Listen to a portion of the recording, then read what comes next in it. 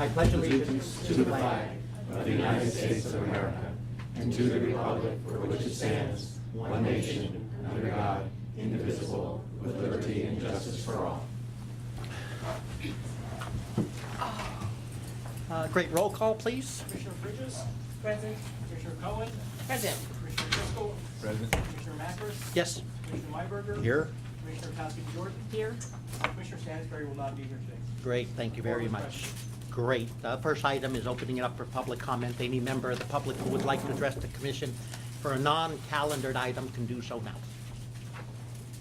Seeing none, I will close public comment. I am going to make one change to the order of our calendar.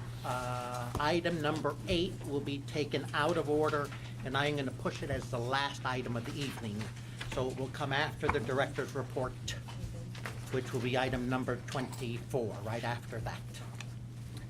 Okay, could you call item number 1, please? Item number 1, approval of the minutes of the April 9, 2014 board meeting.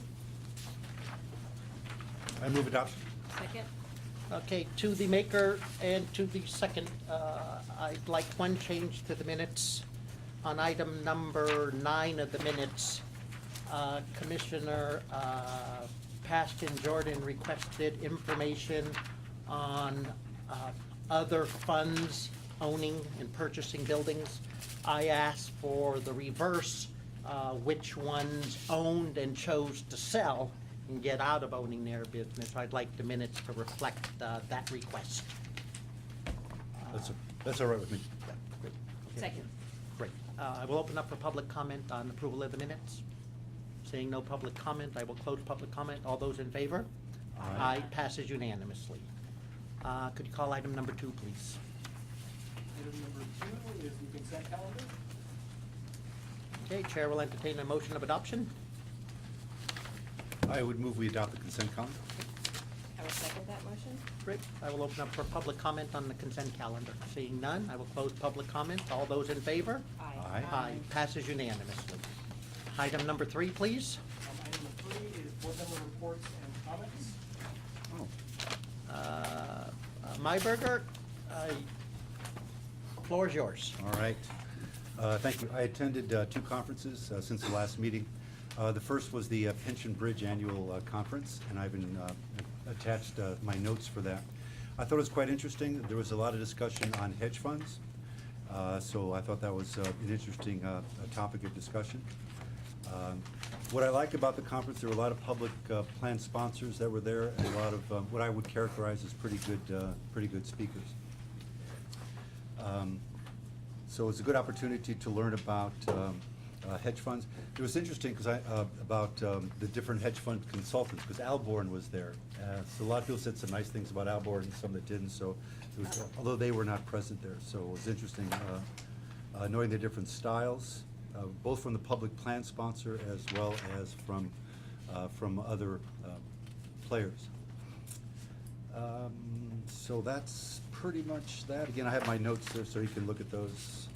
I'm either blessed or cursed with being a fast typist, so there's quite a lot of detail in there. That was the first conference. The second one was going back to my hometown of Omaha, Nebraska, to hear the Oracle of Omaha speak, and which is always exciting to hear him speak.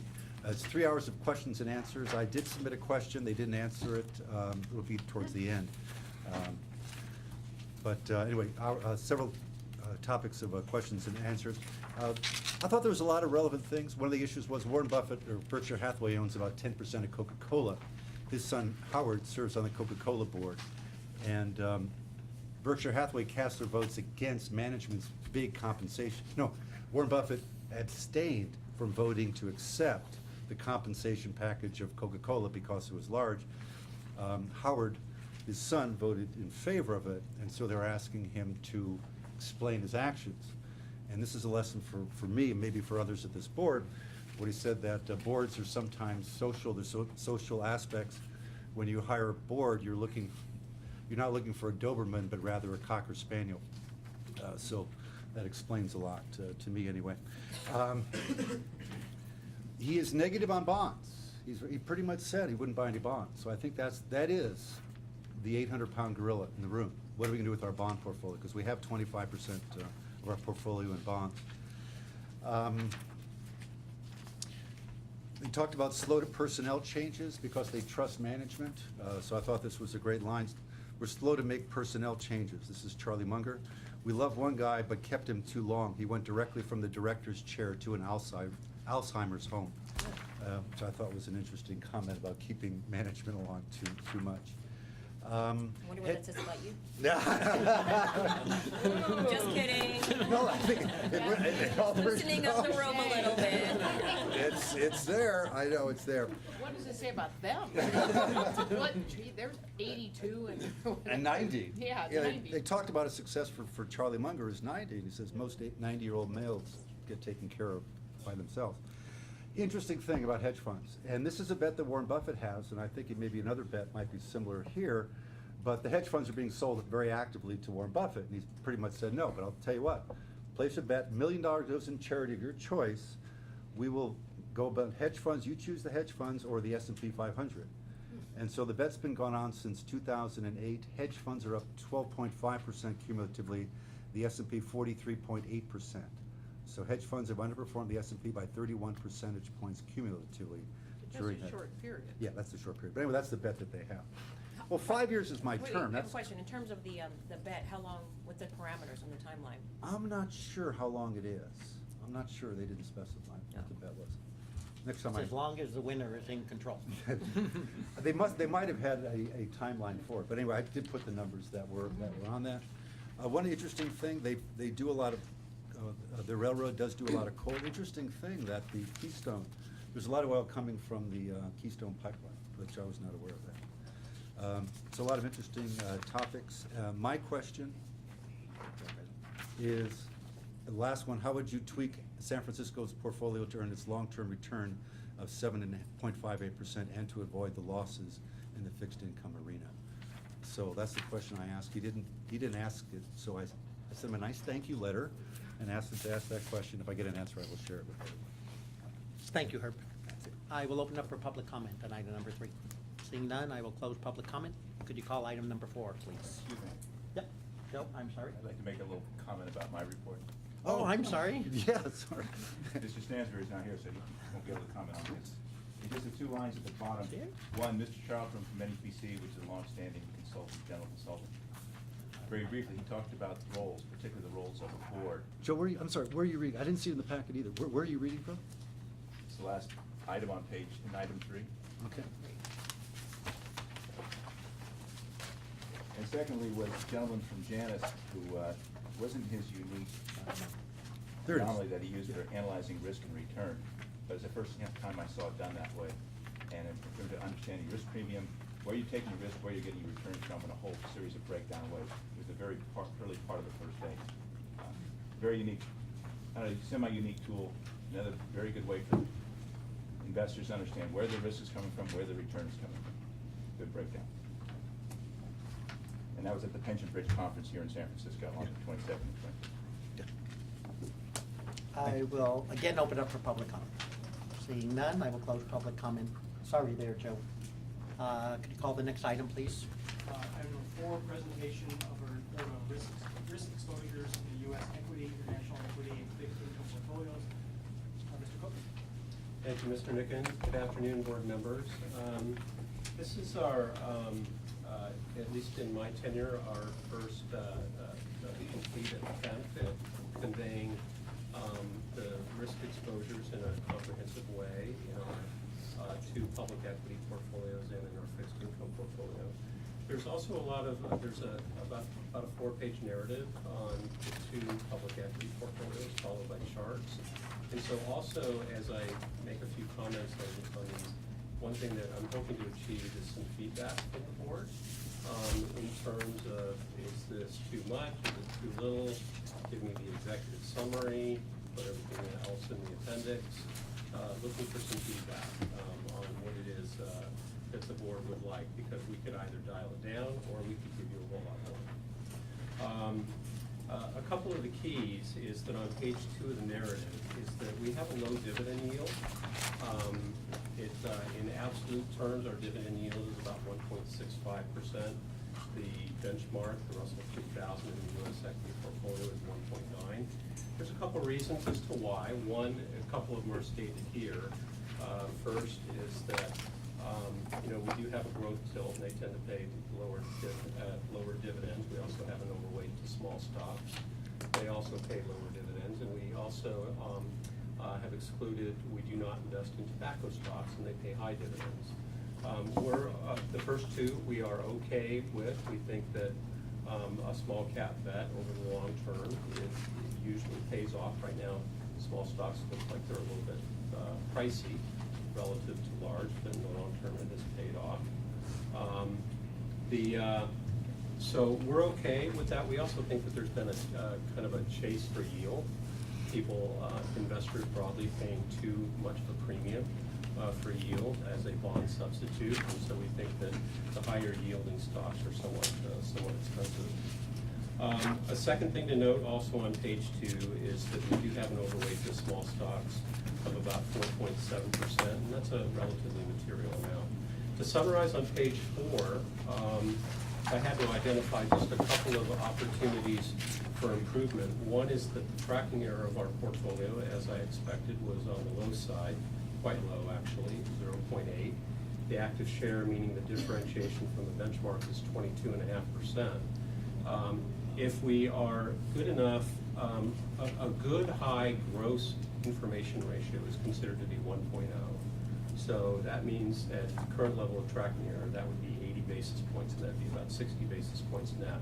That's about the best that we could expect over the long term at our current level of tracking error. So if the board's constitution is to earn higher excess returns, we would need to increase the tracking error in the active share. A second thing that does stand out in the portfolio is that Sands Capital comprises more than half of our tracking error. They comprise over 40 basis points of that 80. 40 basis points for any single manager is not too large. But again, when the denominator is 80 basis points, 40 basis points is a lot. So our portfolio tends to move. It's going to have a high degree of predictability, but the results of our portfolio are going to move in lockstep with one manager. So I would recommend that we diversify our risk exposures among a broader set of managers, and by increasing our tracking error, that would accomplish that. Moving on to, yes, one question. Wendy. I mean, Sands has had phenomenal performance. Interesting. Our one manager that has huge tracking error, and they've been one of our managers over the long term's had phenomenal performance. But I'm not sure I read in here, what is Sands tracking error? It's approximately around 7. 7? Yeah, Okay, yeah, okay. yeah. 7%. And active share is like in the low 80s. And Which low is high, yeah, low which 80s, is- that's which is good. quite I high. meant active share. Yeah. That's what I was trying to. Yeah, low 80s. Okay, that's great. And Bill, is it help when you say diversify and a broader sector, it's the same sector you're thinking of? The same portfolio, meaning U.S. stocks. So we have one manager that has high active share, high tracking error in the large growth space, to complement that with a similar manager in the large value space, the small cap space, et cetera. Give you a box. So, yeah, diversify the manager risk across a broader base. Okay. Okay. Any other questions, board members? Okay, on the international portfolio, moving on to the narrative there. A couple of the keys is that on page 2, again, our dividend yield is quite low. It looks relatively large, but it's actually it's 2.7, and the benchmark is in the 2.9s, so it's not real low on an absolute basis. And the reasoning for why we have the negative exposure for dividend yield is the same as it is for U.S. stocks. We have an overweight to small stocks, and that being the principal, and that also we're comfortable with that because we do think that investors are paid too much of a premium for smaller stocks. Also at the bottom of page 2 is that we do have an overweight to both small and mid-cap stocks of nearly 5% and 4% each, so we're underweight large stocks in the aggregate by 9. And moving on to page 4, if I had to identify a couple of opportunities for improvement here, it's that our tracking errors, again, on the low side at 1.2, active shares 42. I prefer these to be at least in the 50s, if not 60 or higher. We do have a positive tilt toward beta, so we do have some extra economic sensitivity. If there's a down market, both our U.S. equity and emerging and international portfolios are going to have a higher probability of declining more than the benchmark because we do have some extra economic sensitivity. Not a large amount, but there is some. And I would note, though, however, that we do think that there's one part of the equity market that is cheap, and that is emerging markets. And I've included some data later on in the CIO report that shows when emerging markets have historically been as cheap as they are now, their subsequent 3-year returns have been in the aggregate over 100%.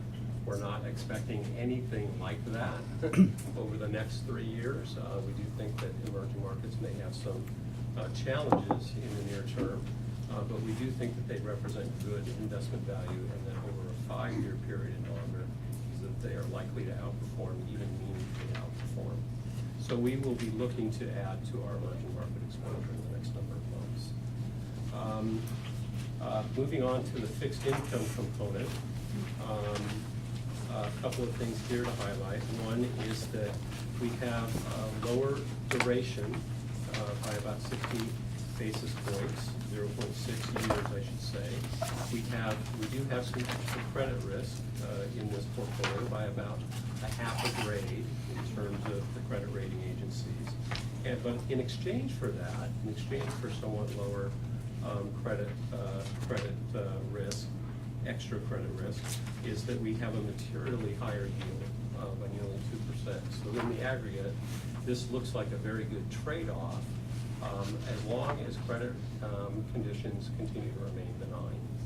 So, and with that, I'll ask if Bob and Tony and Dick have any additional comments on the risk exposures in the equity and fixed income portfolios. I think within the equity portfolio, I think Bill's covered it fairly well. We've had conversations about the Russell 3000 being ex tobacco, because that does show some of the tilts. And the data you're seeing comes from Style Research, and we're working with them to get benchmarks that really reflect where we can invest, and that's something I think we can bring forward to in the future.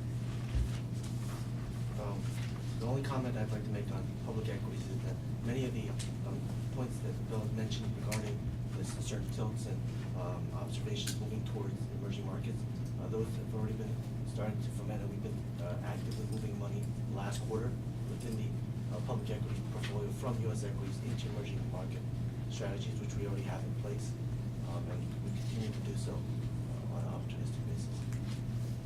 And I would just like to address Commissioner Myberger's concern about bonds. I have similar concerns, however, we have a lot of bond exposure in non-bond-like investments. For example, the mortgage conduit in Prima, Fidelity, Paramus, CMBS, and our EMD portfolios don't really act like bonds. They're providing extraordinarily good yields, and they're more of an equity-like.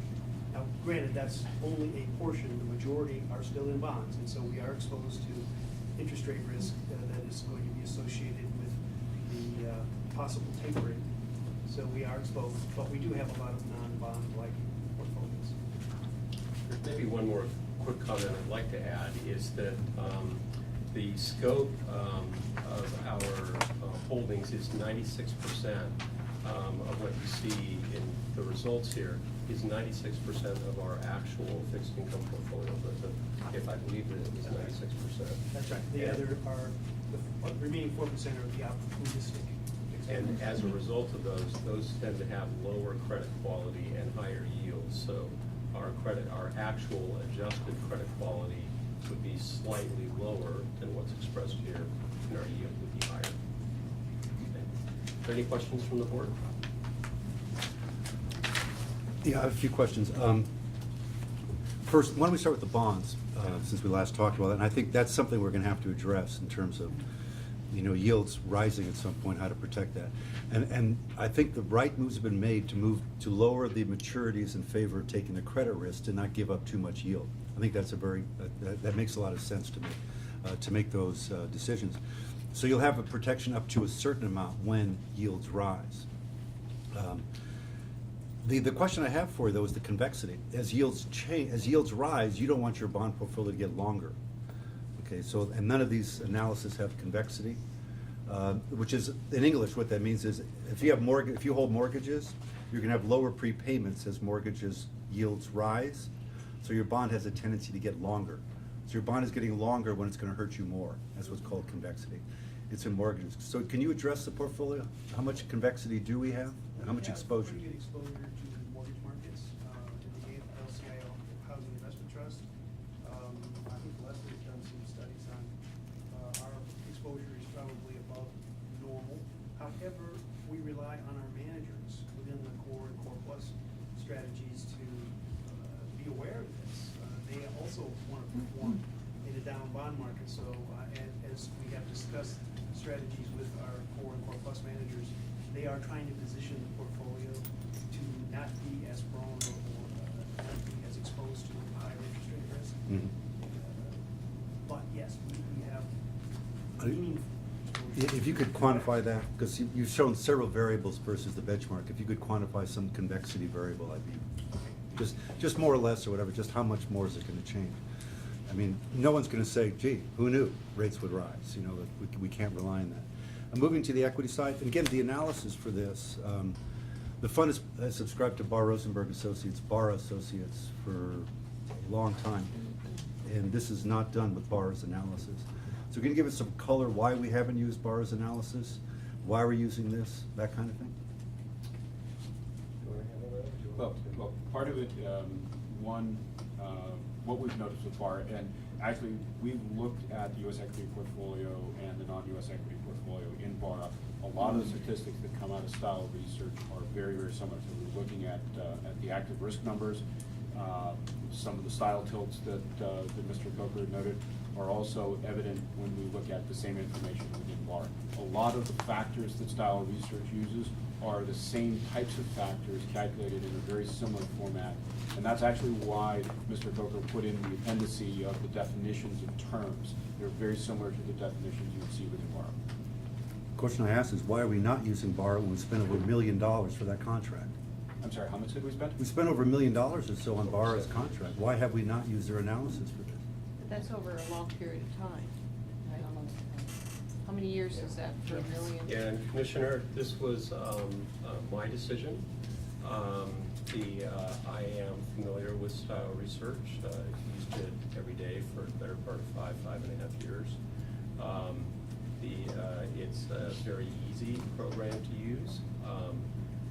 We get the data that we got out of here was as simple as loading data in, and output came out, and it's very readable. I can interpret it, and I can have informed analytics about what our risk exposures are. I have not been able to get the same level of output as easily out of Barra. So. Okay, well, let me just say my apprehension. I mean, we've been their client for a longer period of time. We've invested a lot of time and effort into their analysis. It would be at least nice to use that rather, plus to see trends. How has it been over time? Because what you're showing here is as of one specific point in time. We don't know how your analytics work for the last several quarters, any trends, those kind of analysis. So my apprehension is that we're not using our long-term service provider. We're using a trial that we're just using this one time, so we don't have any history for that.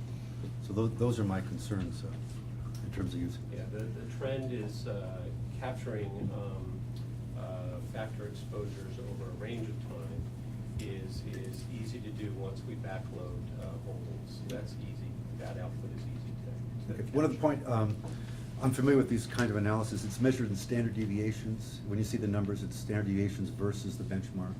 If you could just get a real number for what the beta is, because the beta for the market is 1. Yep. You know, how much more intuitive. systematic risk do we have than the broad market?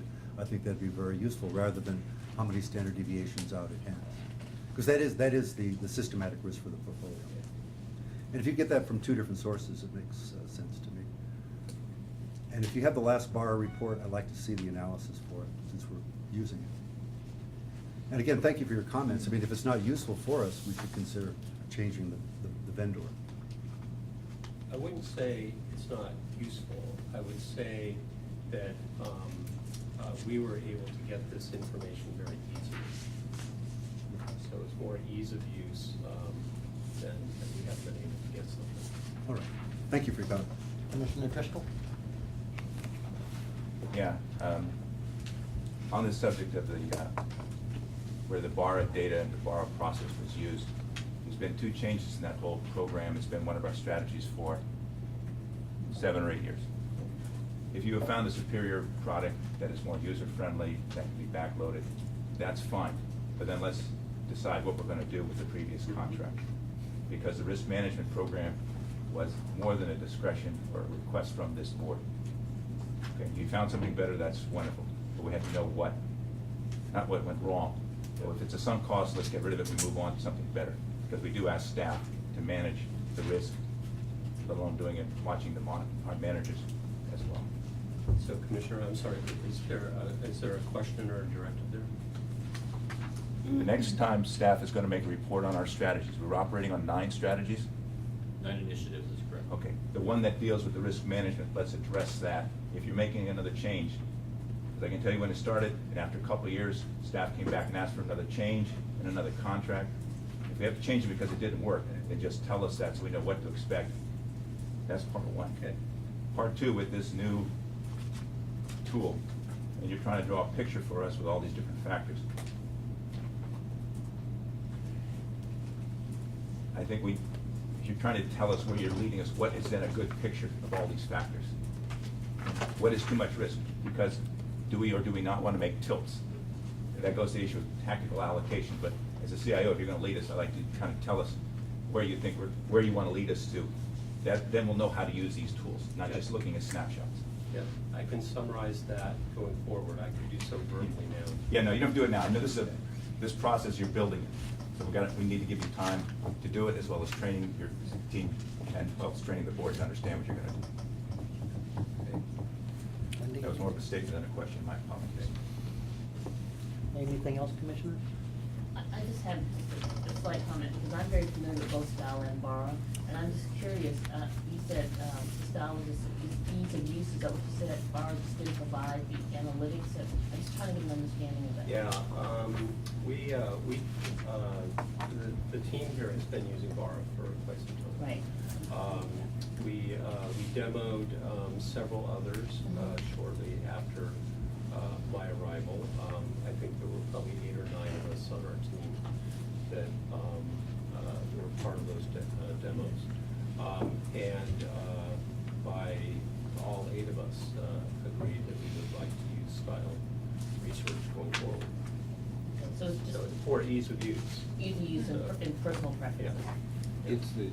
It's the back end on style research. BARA has done a reasonable job on the front end in terms of getting data in. It's probably the same. It's the same analytics, because I know both of them. Well, That's- the yeah. data loading process for both is the same. It's exactly right, that's why I asked the question. What is difficult, the output you see with style research is, to paraphrase on what Bill said, is almost to the point of pushing a button. Okay. On BARA, what you will get is data output that you can then manipulate inside of an Excel spreadsheet. Mhm. And they have a completely separate business that will design reports for you, but it is very. And do the recommendations on the flip side, that's exactly what they do. So they do the this analysis, is, yes. it is much more user-friendly on the back end for staff in terms of building not only staff reports for analysis on individual managers, but also on building board reports. Okay. And that was really what guided us. And Bill was absolutely correct. We sat down and discussed the various pros and cons of the models. And it really was the fact that it is much easier to get information that is actionable. Right. Well, I would appreciate that, because I wouldn't hand a BARA report to a board, because frankly, it's complex, unless you've done the analytics and the research, it's very hard to interpret. You have I to agree. massage it. Mhm. Yeah. Okay. And is that, I believe when you you did, made it's the, when you made the decision to hire BARA, did you not have, use Style at that point to see and compare them? Was that too? Yeah, Well, I was yeah, you were- on, yeah. I was on staff back in 2007, I believe it was, when Barra was hired. Style Research was not interviewed at the time. I'm not sure where they stood in terms of where they're standing in the universe of risk management platforms. They, a startup company within Mercer wanted to build an engine, a risk management engine. They weren't satisfied with the off-the-shelf providers, so they built this and then spun out Style Research into their own company and began offering it to other clients. I was not familiar with Style Research in 2007. So those are the two main competitors in the business? No, I would not say so. Risk metrics, algorithmics, there are a handful of others. So. And I would probably also add that Barra's probably used when you have a research team of about 100 people to massage and interpret data, because it's so much data that comes out of it. It's as far as an incredibly deep organization, and powerful analytics. It's the usability. It's first getting it into a reportable format, and then analyzing the data. And sometimes the data, it makes great sense to mathematicians and Well, that's why I said statisticians, but not to boards. Right, it's a research.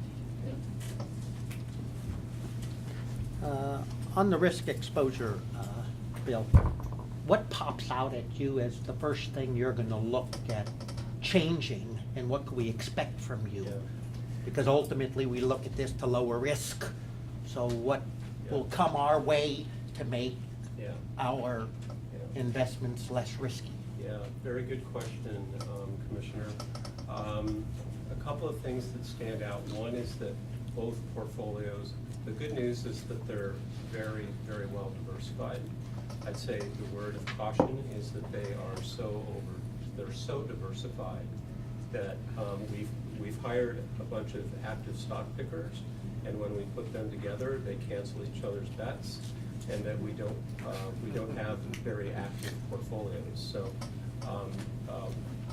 one key is that if we're going to try to earn higher excess returns, and I personally believe the markets are not going to give us a very good return going forward, is that to earn good returns, we're going to have to earn alpha. And so if we're going to try and do that, we have to change some of the structure of our two equity portfolios.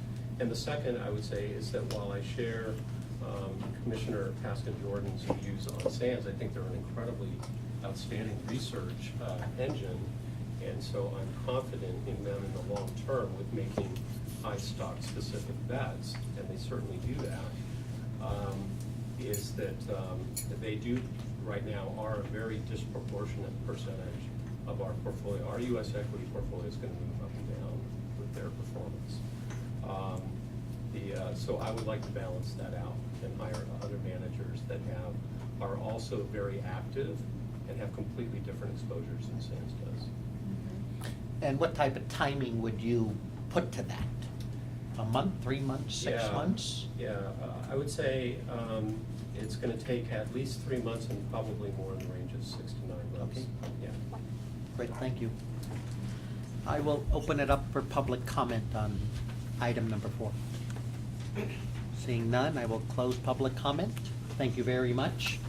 Could you please call item number 5? Item 5, review and approval of recommendation to terminate UTEC and U.S. large capitalization equity manager. Thank you, Mr. Nickens, and board members. This is a recommendation to terminate Intech. We hired Intech nearly 9 years ago. The organization has experienced some key departures from the executive team on a kind of a sustained basis over several years, and they've also lost a considerable amount of assets. The founders, Bob Fernholz and Bob Garvey, were key intellectual figures in the design of the firm's strategy, and they both retired several years ago. So this is a recommendation that we terminate Intech, and I would ask Bob and Tony and Leslie to please add further color to the board. I would echo Bill's comments. The performance user note on page 1 of staff's memo has been relatively poor. What's not seen here is it's also been relatively inconsistent. They'll have a good quarter, bad quarter. And really, we tried to emphasize the personnel turnover is kind of one of the overarching themes. It's very difficult for organizations to do generational transfer. It's a rare skill. What you saw there was they did put in place a CEO who was expected to lead the firm forward. Within 1 year of her being named CEO, she also decided to retire. And performance has just been inconsistent, and we feel that when you look at the fact that we have 4 large cap growth managers, this is adding more diversification that is really necessary within the portfolio. Thank you. Tony Lee, Senior Portfolio Manager, Public Equities.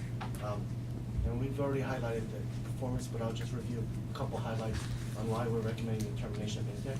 The managers underperformed the benchmark by 48 basis points on an annual basis since inception as of 3/31/2014. Our recommendation is based on 3 factors, and Bob and Bill have mentioned a little bit of each of the factors we considered. The organizational concerns, which resulted in significant loss of assets over the last 3 years. The founders retired, and also the departure of Jennifer Young, which was the chief investment officer a chief executive officer of the firm. One other thing that happened in the past 3 years was also, most recently, the closure of the Florida research office. They had housed 2 PhDs there, and they closed that office, I believe, at the end of last year. In terms of addressing the performance weakness, which was the second factor that Bob mentioned, Intech has underperformed in different markets, both markets where small caps have outperformed larger cap names, as well as conditions where low and high volatility market periods existed. The performance across the entire period is captured on page 4 of the Angelus memo. So I won't belabor the underperformance area, but one other thing I will add is we are uncomfortable with Intech in the sense that we've had 12 meetings with them in the last 2 years alone, and we have not seen any material improvement in the organization or in the performance. So the final point that I'd like to make is a point that Bill had mentioned earlier, is the fit. The manager no longer fits with the idea of what the public equity portfolio is trying to go toward, which is a higher active share, as well as a more differentiated approach. The inclusion of Intech into the large cap growth portfolio is not in line with that. They have the lowest active share of all the large cap growth managers that we have currently. And so at this time, staff believes it lacks the confidence in Intech to deliver the excess returns that they originally were expected to deliver to the system, and we recommend terminating them. And that concludes staff's prepared comments, and we'd like to Angelise provide the comments on the recommendation. Many points, all of which we agree with. Just adding as to the firm, it is owned by Janus Group, and employees only own 2% of the company, which we think is a real disadvantage for really having good sustained engagement. We'd also noted in our memo that this is a firm that's really proliferated its products, unlike the firm you'll hear about in a moment, which is really concentrated what it does in a few areas that it does very, very well. Intech has really wildly proliferated its products, which we think tends to dilute effort and sort of dissipate intellectual capital as well as create this distraction. So for all the reasons already stated with those 2 little additional notes, we definitely recommend terminating Intech. Great. I will open it up for public comment on item number 5. Seeing none, I'll close public comment and open it up for questions by the commission.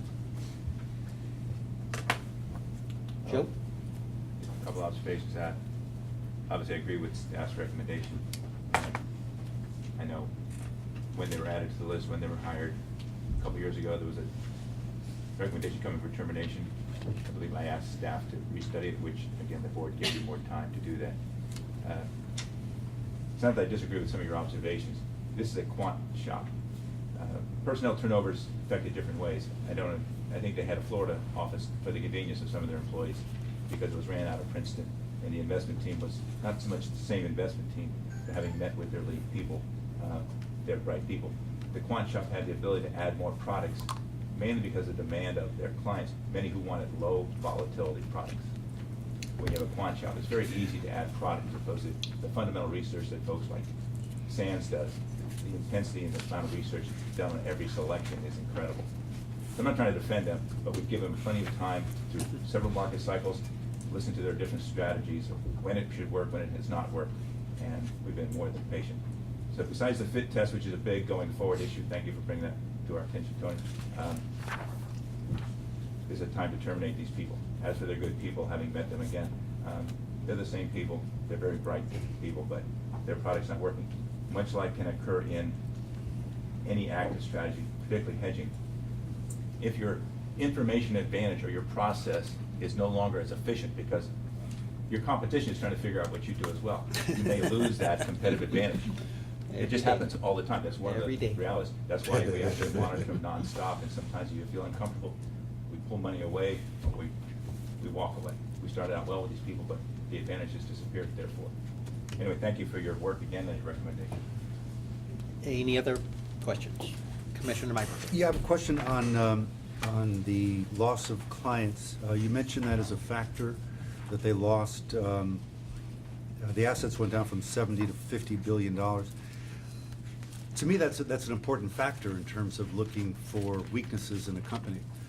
Can you add that to the watch list? I mean, to me, that should be an inherent part of the watch list, loss of clients, because you're going to see that often as a precursor. Because I noticed for your watch list, you do have performances, major issues, organizational, personnel changes, whatever, but you don't have loss of clients. If you could work that in some way, I think it would be very helpful. Smart. I could say, in terms of implementing the watch list, we would certainly consider big loss of clients to be an organizational issue. So that is definitely something that we would factor into, a yes or no on that column of the watch list. Wrote it down, Commissioner. Thank you. Anything else? I have a question basically on underperformance. It seems like the last 3 years is what tipped us over to start watching them with concern. Have they been underperforming for the 9 years? For all intent and purpose? Not every single year of the 9 years, but when you look at the first page of staff's memo, the since inception numbers are negative. They did start off, to my memory, and I'm stretching it a little bit here, they did start off well in the early years. And then it comes along the lines of what I mentioned earlier, which was very inconsistent performance. So periods of good performance, and then periods of, I could call it worse than expected performance, and it just built on the record.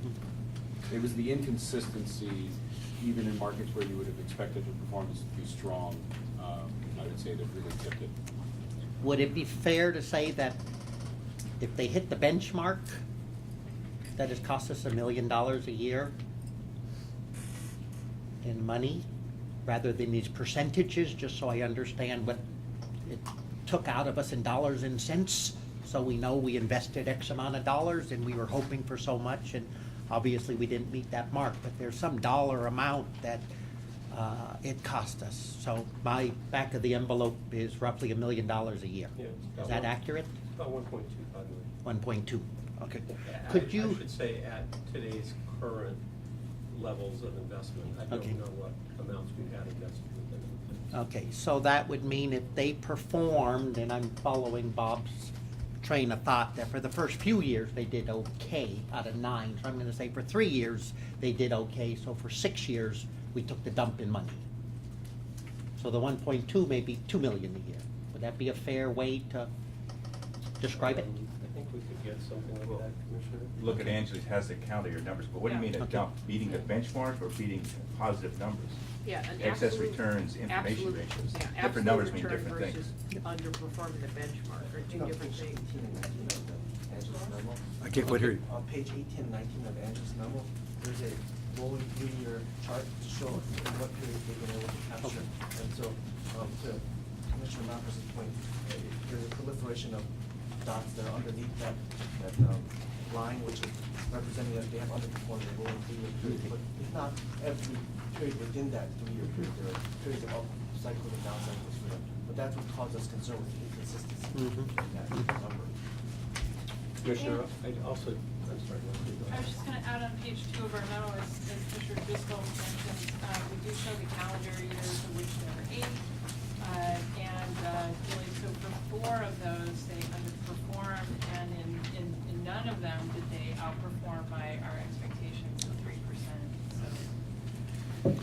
Oh, I'm just sort of asking those questions because part of the discussion among us all is what our tolerance level is. So I'm asking these questions to get a sense of tolerance, and at what point do we say enough is enough when you're not meeting what you promised us.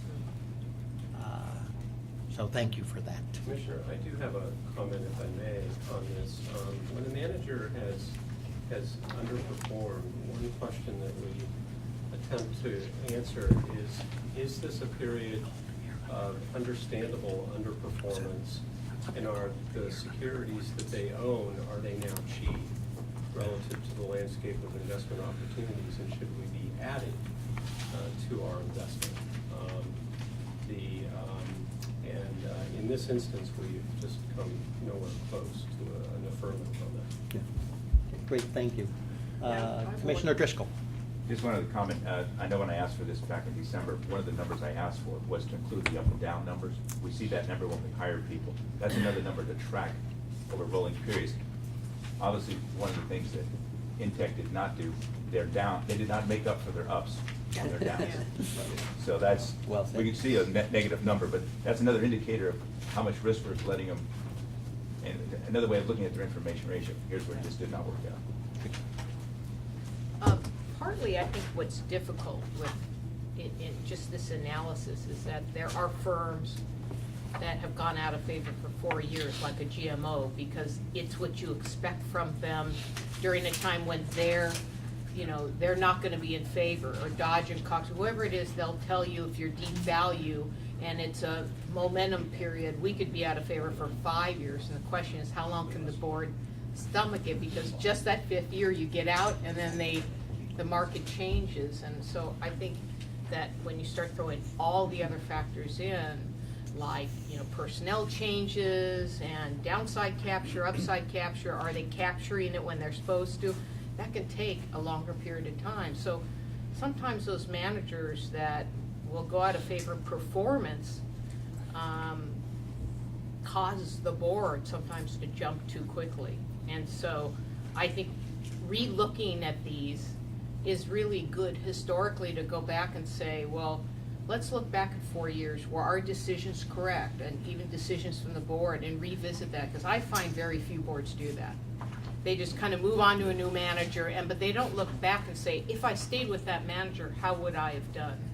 And so I know with a couple of managers we mentioned in our book, they got fired by a lot of people, by Stanford, we held on to them, but other organizations let them go. And during that time, they may have lost half their assets, would have fallen from 100 billion, let's say, to 50. And that in itself could cause fear, but you also have to have the will to stay with them. So I think we entrust to you to come back with all those kind of qualitative factors. Did somebody leave the firm? Are you finding out about this early? Why are we finding out about it later? Having your ears out there to the ground and knowing that and picking up on some of that, I think, is important. And do we, maybe we don't move fast enough in certain other situations, like if personnel leave and 2 people leave and they're the main people. So I think, they get on watch lists, and sometimes we don't dig in with you to really understand all your qualitative factors in it. That's why it becomes difficult. I have, as we go through there, I have some questions too about your next manager, who you really like, and some of the positive things you say about them are not actually occurring in some of the managers that we own that are good managers.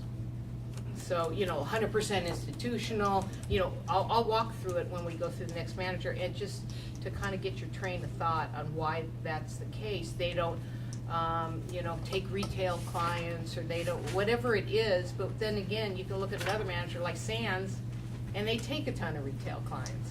And you don't say negative things about that as a negative, but here you say it as a positive.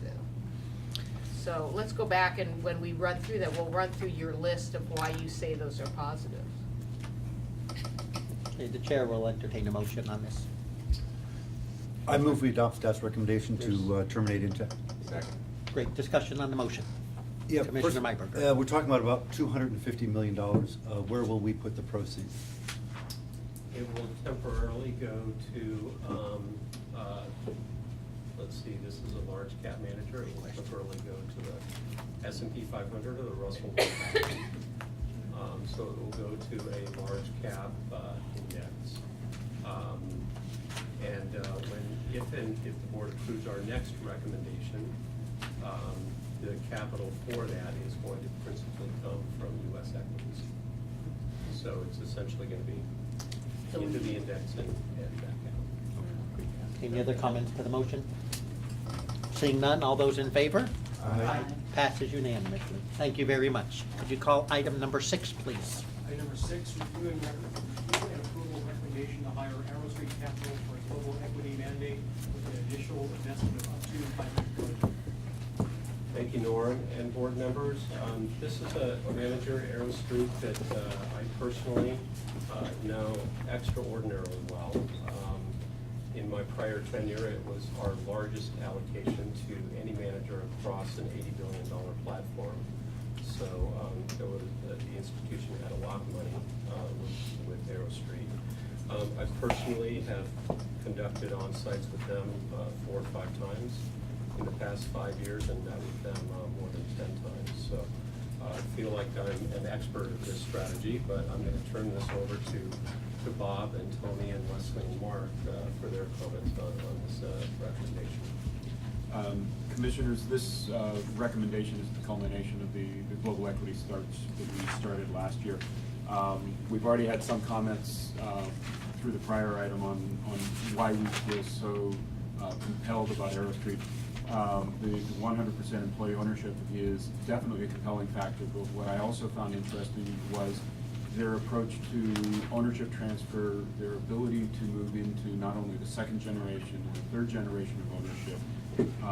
And probably one of the more compelling factors is, even though the founders still hold very, very significant ownership, when they depart the firm, their shares will be bought out. So even the 3 or 4 founders will eventually not own, their families will not hold on to ownership. Those shares will become non-voting, and over time will be bought back by the firm. So their philosophy is, if you're going to have ownership, you're going to be an active member in the organization. That allows it to move across generations. I won't say seamlessly, but a lot easier than many firms where, as you gather assets and you use some market valuation multiple, ownership becomes very, very expensive, and it becomes more difficult for the second, the third, the fourth generation to have ownership. So that was one of the more compelling factors we looked at. What I found interesting in the on-site that Tony and I had was they are very aware of their competitive threats.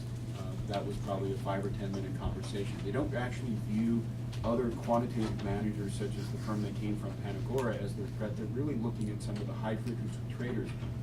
Their concern is that their trades become crowded, that the firms that they're more interested in owning equities in, others will start purchasing. Their market space is so large that they keep looking at how they're trading and seeing whether or not other people are trading right behind them, and they haven't found that yet. But they're very conscious of the fact that they need to keep innovating. That's why you see them adding staff, not only in the research area, but also in the portfolio management section, which is allocating investment decisions to the various portfolios. And it's just, from an organizational perspective, it is a very compelling opportunity. We were fortunate in our interviews back in January to meet with a number of firms. Arrow Street definitely came to the top from an organizational perspective and just how they approached managing the firm. They were able to bring in a seasoned professional from Fidelity on the operations side. That went seamlessly. I did a number of reference calls. It came back with very positive references to this individual. And they have seamlessly divided the shop into between the operational side and the investment side. With that, I'm going to hand it over to Tony Lee to walk you briefly through the investment process that they work. Thank you, Bob. Again, Tony Lee, Senior Portfolio Manager for Public Equities. Can you speak up a little bit? We can't quite hear. Excuse me, yeah, so, to the point that Bob made, there were three factors, again, that we considered in terms of recommending Arrow Street for a hire today. One was that we believe it's a very strong organization. Number two, we're very confident that the process that they've been using in terms of their investments has been consistently outstanding and will continue to do so. And third, we believe it's an excellent product fit for the system. So I'll just go over a couple of the quick points that Bob had sort of mentioned earlier. That the organization has strong leadership and clearly qualified investment professionals with strong academic and professional credentials. The three primary partners are Bruce Clark, John Campbell, and Peter Raftens. They've been working together since the inception of the firm in 1999, but they also worked together, as Bob mentioned, at Panagora prior to starting Arrow Street, so they have about in excess of 20 years together. That continuity is very critical for their investment team. We also believe that they align their interests with the other partners of the firm. I believe there are 19 partners of the firm, and Bob has alluded to the fact that they're considering generational transfer in allowing for that number of partners. And so the second part is the investment process. I know Bill knows it very well. Some people have had the opportunity to meet with Arrow Street. At first, it takes a little while to digest, and I'll be honest, it took me probably 1 or 2 times to digest it. But they use a quantitative model, and they utilize these models to identify what they call direct and indirect effects, which influence stocks.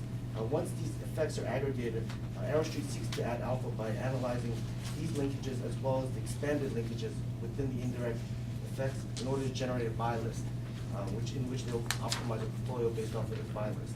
The process is very objective and able to be utilized across a broad universe of stocks, such as the global benchmark that we plan to provide to Arrow Street, which is the MSCI ACME IMI. The process is also core, what they would call core style, which means it's not fixed to any growth or value regime during different market cycles. They believe they can outperform in any given market cycle. The performance is listed on page 11 of staff's memo, and it's also under the appendix attachment 3 tab. I think the page number actually was omitted on that page 11, but lastly, we believe the product fit, which you mentioned previously with Intech, is actually very, very good for Arrow Street. In the fact that they have a very active strategy, a differentiated portfolio from the benchmark.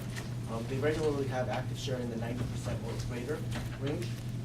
So with that, staff recommends Arrow Street as a global equity manager for those reasons, and we'd like to have the board approve Arrow Street to receive up to $500 million. That concludes staff's prepared comments, and we'd like to work with Andrew as well as Mark when we provide any additional comments. Again, echo what has been said. Just a reminder that there is a target for the equity portfolio of 5% to global equity, which this would fulfill. That's where you get to the up to $500 million as an initial commitment, because the portfolio is a little over $10 billion, but 5% is about $500 million. The allowable range is 0 to 7, so there's some room to move within that. I think what really stood out also to us with Arrow Street is this focus on institutional assets. And SANS does have retail assets, but those are mostly in mutual funds. So in a sense, these mutual funds are really, while the investors may be retail, their portfolio is akin to a large institutional portfolio. So, but Arrow Street really have been very focused on not gathering assets excessively and being very conscious of capacity. I will say they have quite a lot of capacity, so we're not really close at all to portfolio that or holdings as a firm that are too large.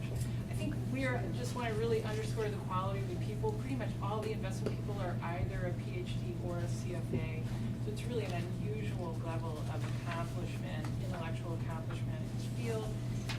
And I think they have a really differentiated process, this idea that a lot of quantitative firms focus on things that are relevant and obvious.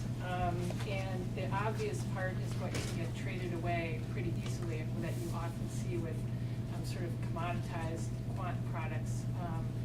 I think Arrow Street devotes an unusual amount of their energy to making sure their models are focused on what's not obvious, as well as linkages with other companies. So they're using data that's not often used by quant managers, and really have a very rigorous process for constant refinements to make sure they stay ahead of the game. So for all the reasons we talked about, we think this will be a really good and lasting hire for San Francisco. That's Mark Coleman, security analyst at Equities. I particularly like the quantitative aspect of their model, and including the forecasted expectational aspects of the companies that they include. Peter Rathke gave, for a quant person PhD, an excellent quantitative presentation of that model, probably the best I've ever heard. And also, I did some style analysis using Advisor, and they, over the last 7 years, have had a very, very high batting average. That pretty much my comment. Great, thank you. I will open up for public comment on item number 6. Seeing none, I will close public comment, open it up for questions by the commission. Let's start with me.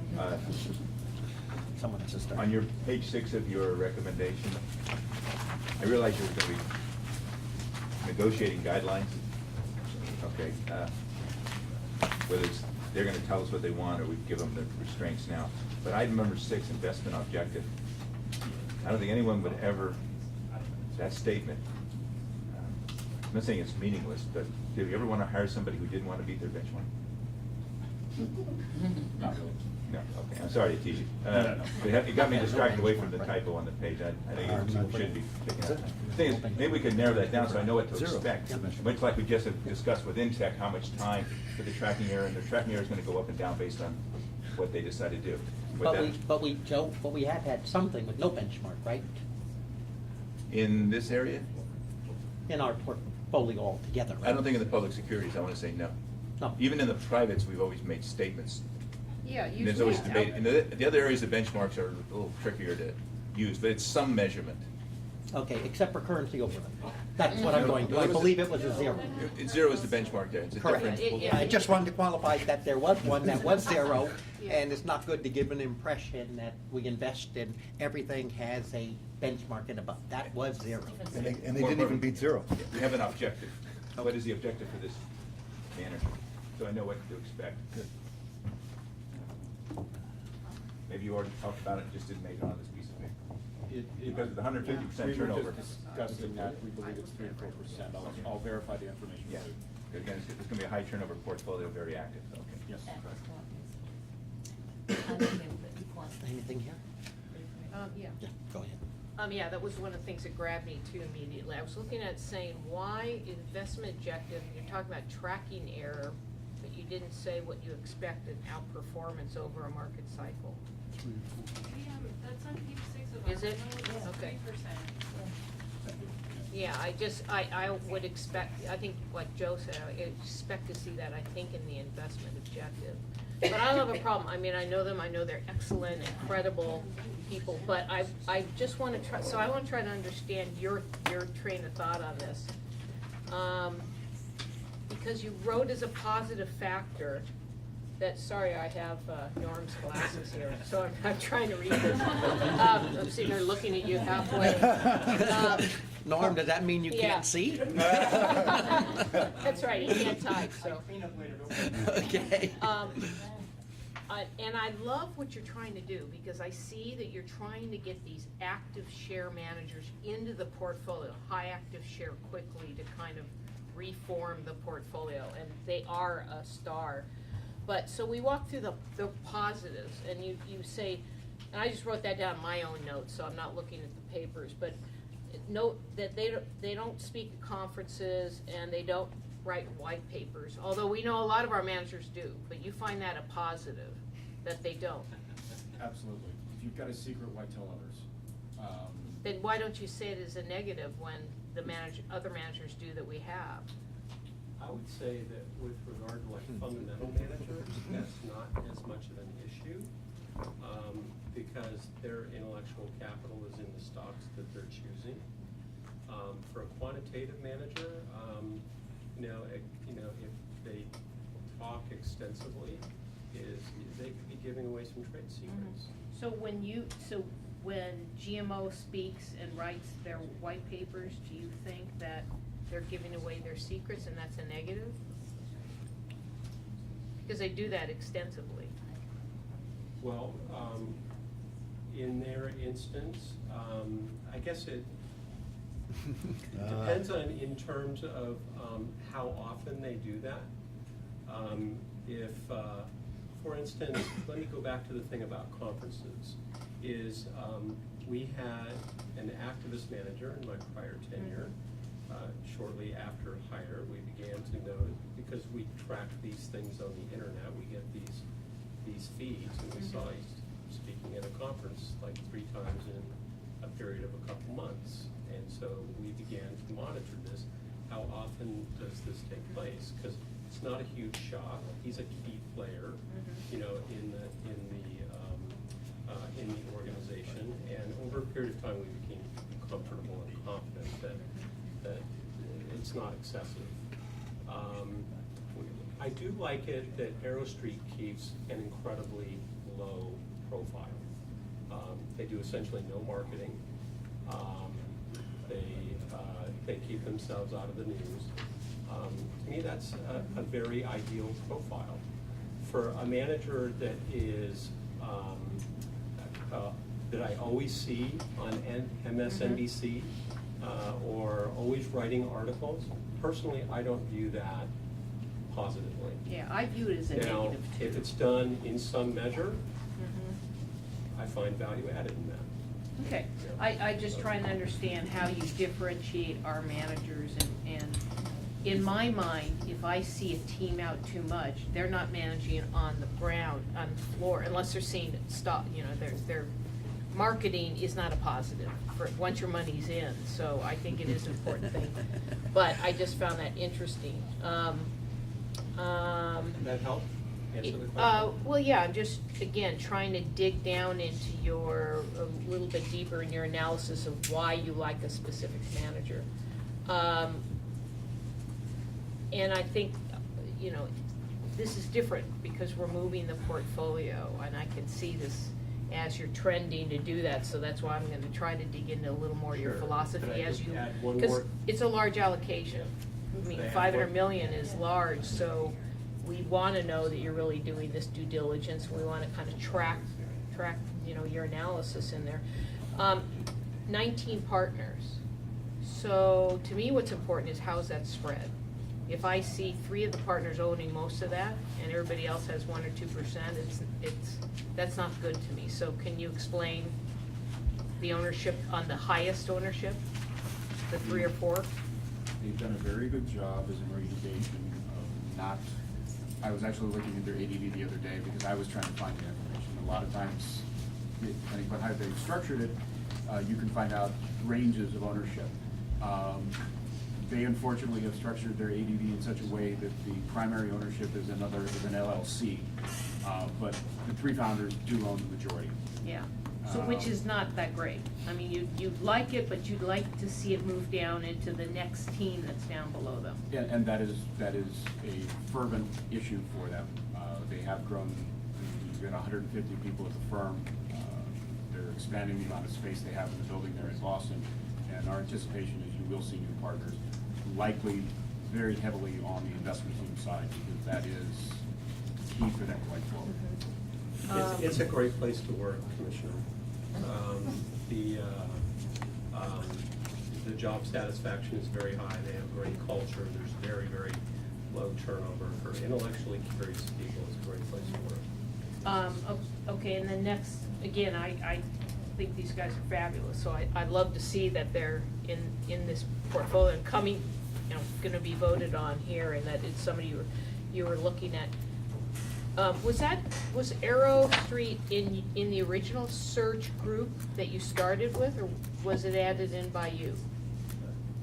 It was, yeah, they were in our semifinalist group prior to Bill, CIO Bill Coker joining us. So just happened to be that we all came upon the same positive factors. We're able to discuss them as well. Okay, okay, it's all questions I have. Great. Yeah, couple comments. Portfolio management and selection of managers is very much of a relationship business. It is. So I wanted to mention that when I conclude. First of all, on your biographies, pages 15, 16, 17, I like the new format. I think that's very, very helpful. You see where they went to school at. You see what prior companies they worked at. I think that's very constructive. I like this. We stole this from them. Me These too. are actually not cut and paste, but No. this came out of their book. It was, we found it also. No, it's very good. That way you Really can, good. yeah, I you can agree. see where they worked at. You can see the Yeah. relationship. Say that the composition of what you see here back on page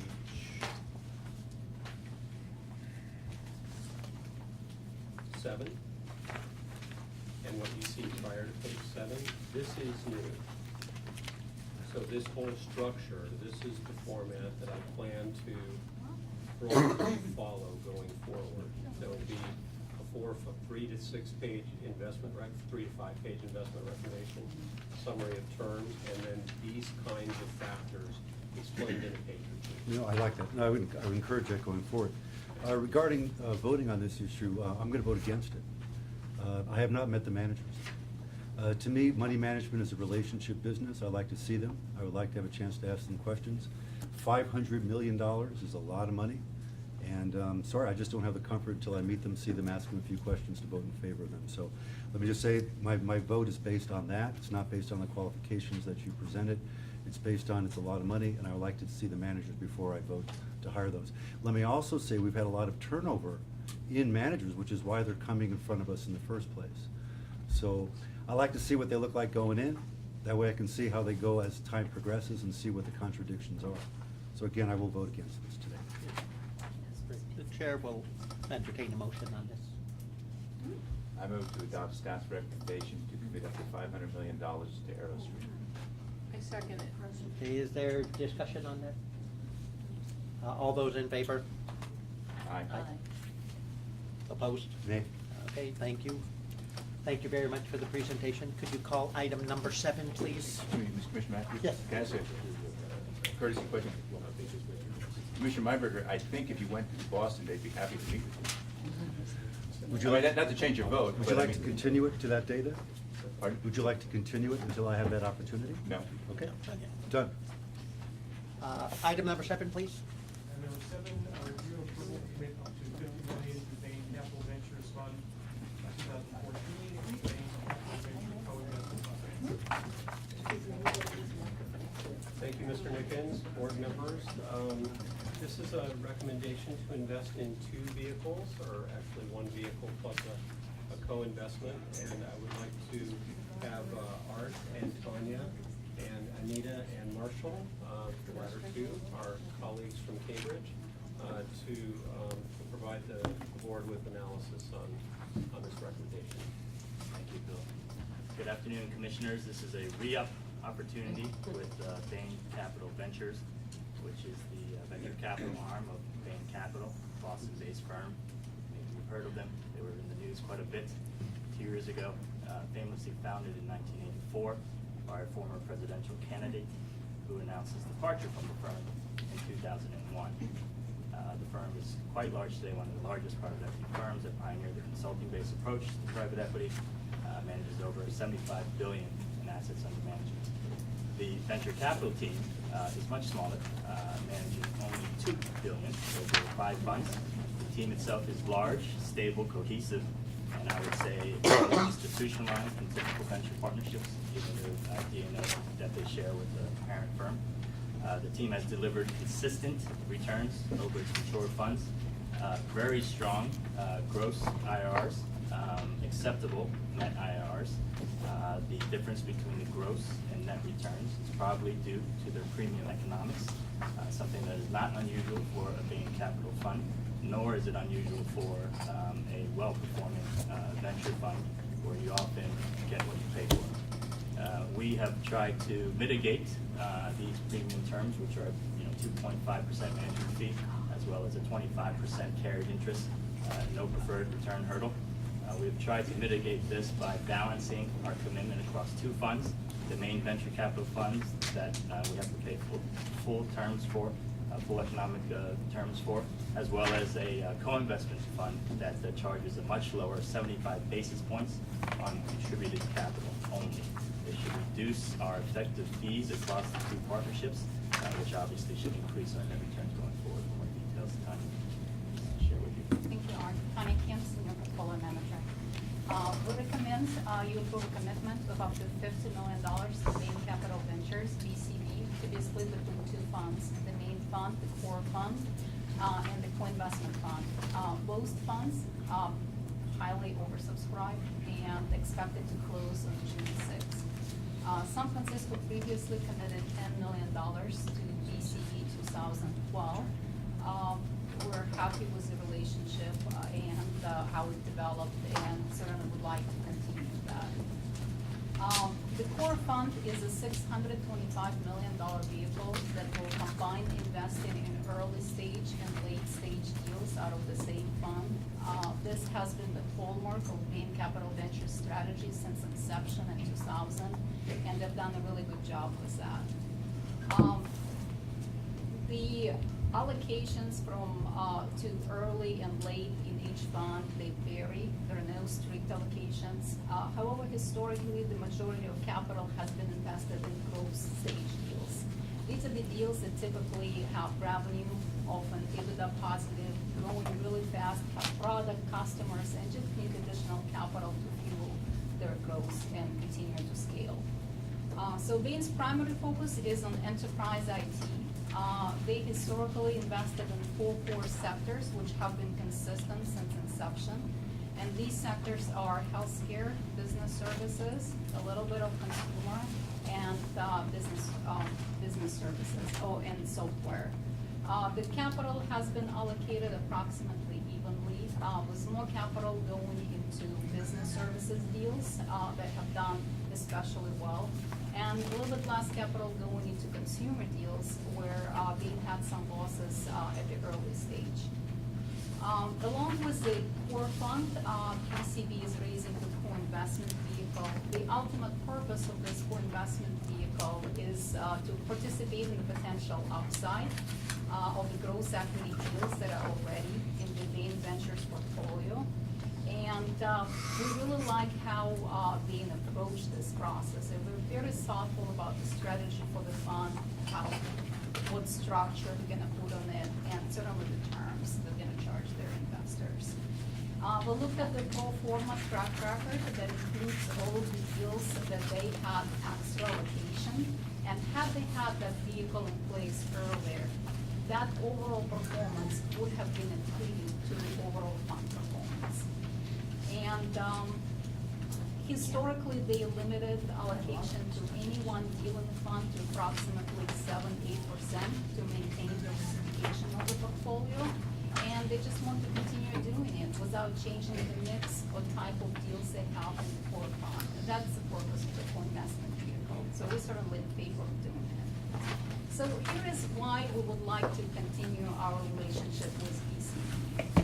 Over the last couple of years, we've been trying to expand our growth equity exposure within our venture portfolio. We do have traditional players such as TAs and Summits. We also have venture firms that do early stage and later stage investing out of the same vehicles, such as NEA, Polaris, Menlo Ventures. They all have their own angles. NEA is a global firm. Polaris has great exposure to the early stage life sciences. With Bain, we really like their focus on enterprise IT, and we also like their geographical exposure. Our portfolio has large exposure to California, while 75% of everything that BCV does is outside of California, and predominantly northeast and midwestern region of the United States. We also like the flexible strategy and their ability to combine early and late stage investments in the same fund. Right now, it seems like the growth equity investing has very premium valuations, and Bain has addressed it by spending more time on early stage deals. they have also taken advantage of this great liquidity environment by producing a lot of liquidity to their limited partners.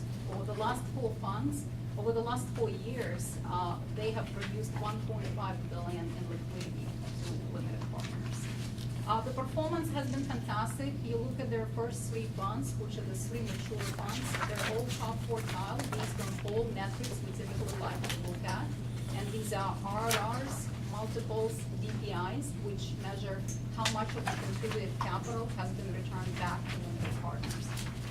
2009, the FORCE fund is a little bit lagging. They had some early losses. However, we don't think there is any permanent impairment capital there, and it will turn out fine. We don't have any reasons to be concerned at this point. Particularly 2013 was a fantastic year for that portfolio that done really well. And 2012 fund, that's a fund we committed capital to. It's too early to analyze. It's only halfway through being invested. Everything is valued at cost in that portfolio, and it's performing fine at this point. So overall, Bain has been a very consistent performance. It's not the firm that will deliver a 10x fund to you, but they're also not going to lose capital for you. And their 2001 vintage fund is proof of that. We're expecting probably 2.5x from this firm. As far as potential issues, they do have a large unrealized portfolio. 80 plus companies. They do have a large team to take care of that portfolio. They have 30 plus investment professionals. They have 13 managing directors. Interestingly, this is one of the concerns we had last time when we proposed this investment to you. And at that time, they actually had about the same number of companies in their active portfolio, which tells us that they're not only good at investing capital, they're also good at exiting those investments. And indeed, since 2012, they have exited 30 plus investments and delivered over $800 million back to their limited partners. And second concern that Art already highlighted is premium fees. It's 2.5% management fee, 1.5% carry. And I'm not going to justify that, but they do run relatively resource-intensive model compared to other firms. They have 3 offices, they have over 80 partners, and they provide a lot of services to their portfolio companies. But the most important thing to us is that even with this additional layer of fees, they have been able to deliver top quartile performance on the net basis to limited partners. And in this case, we feel that our interests are greatly aligned because Bain Capital Ventures is the largest investor in their own funds, and they're going to commit 10% to these 2 new vehicles, which is certainly above the standard industry standard that's currently only at 1%. So, in summary, we think it's a great opportunity. We would like to add it to our portfolio, asking for your approval to commit capital. We've been working hard to increase our allocation with Bain. It's not easy. The funds are oversubscribed, but we know that we're going to get more than what we got last time. So with that, I'm going to turn over to Anita. Thanks, Tanya.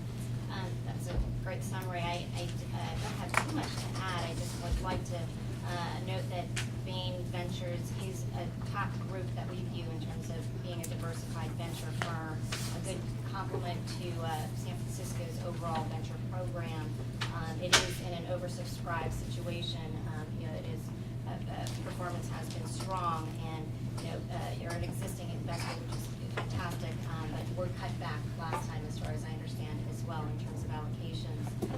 We understand that this time there's very little room, if any, for new LPs. And in terms of just performance, I want to hit again that their distributions to paid-in multiples, so what they've delivered back to limited partners as a multiple of what LPs have put in, is first quartile across all of their funds, including the 2009 fund. And so that's something that they are very focused on delivering capital back to investors. And just to hit on the premium economics point, not to justify it as well, but the premium economics of 25% carry actually was an improvement already that they made in the last fund. So their 2012 fund had made an improvement. Prior to that, it was a 30% carry. So it did improve. And the the co-invest fee, we do find is actually LP friendly. That 75 basis points on called capital is actually better than industry standard. And from our experience and our analysis, we have looked at and the venture firms that the thousands of venture firms funds that we track. We do note that in terms of the venture firms that do charge premium economics, that the majority do deserve those premium economics in terms of delivering better net returns to LPs. Great, thank you. I will open up for public comment on item number 7. Seeing none, I will close public comment. What's the will of the commission?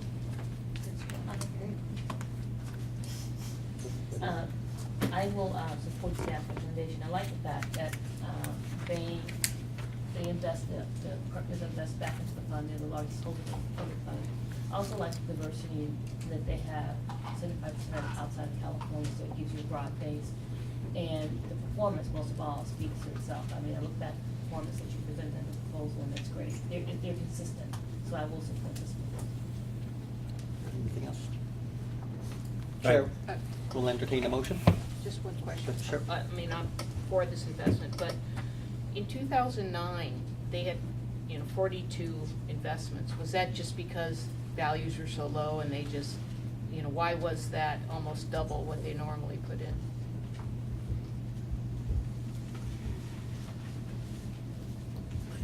You see the number of investments, 28, 24, 25, and all of a sudden 42, and then back to 25. It depends on, often depends on how many venture investments versus gross equity investments they've done.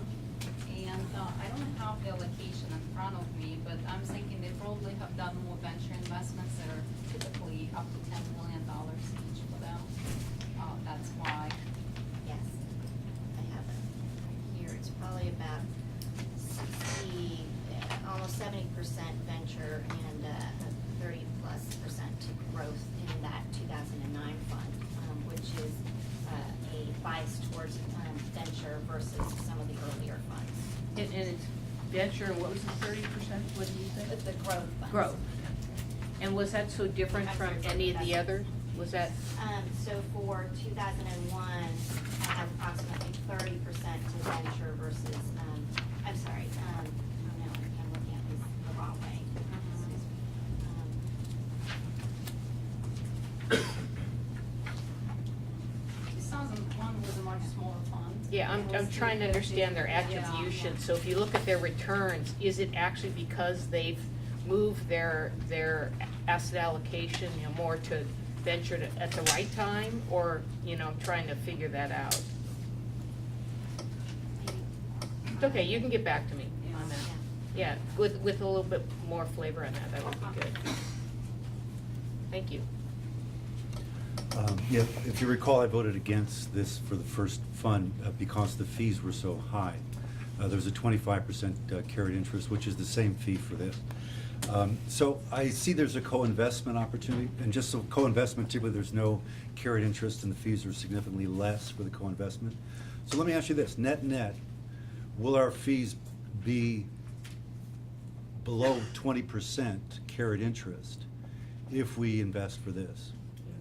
Unfortunately, there is no carried interest discount for the co-investment fund. There is just the management fee discount. Oh, so it's the same amount? The carried interest is the same amount, 25%, yes. Okay. A little bit diabetic, a little bit expensive for me. One of the you mentioned that a presidential candidate worked for this firm. I didn't realize that Hillary Clinton worked for Bain and Company.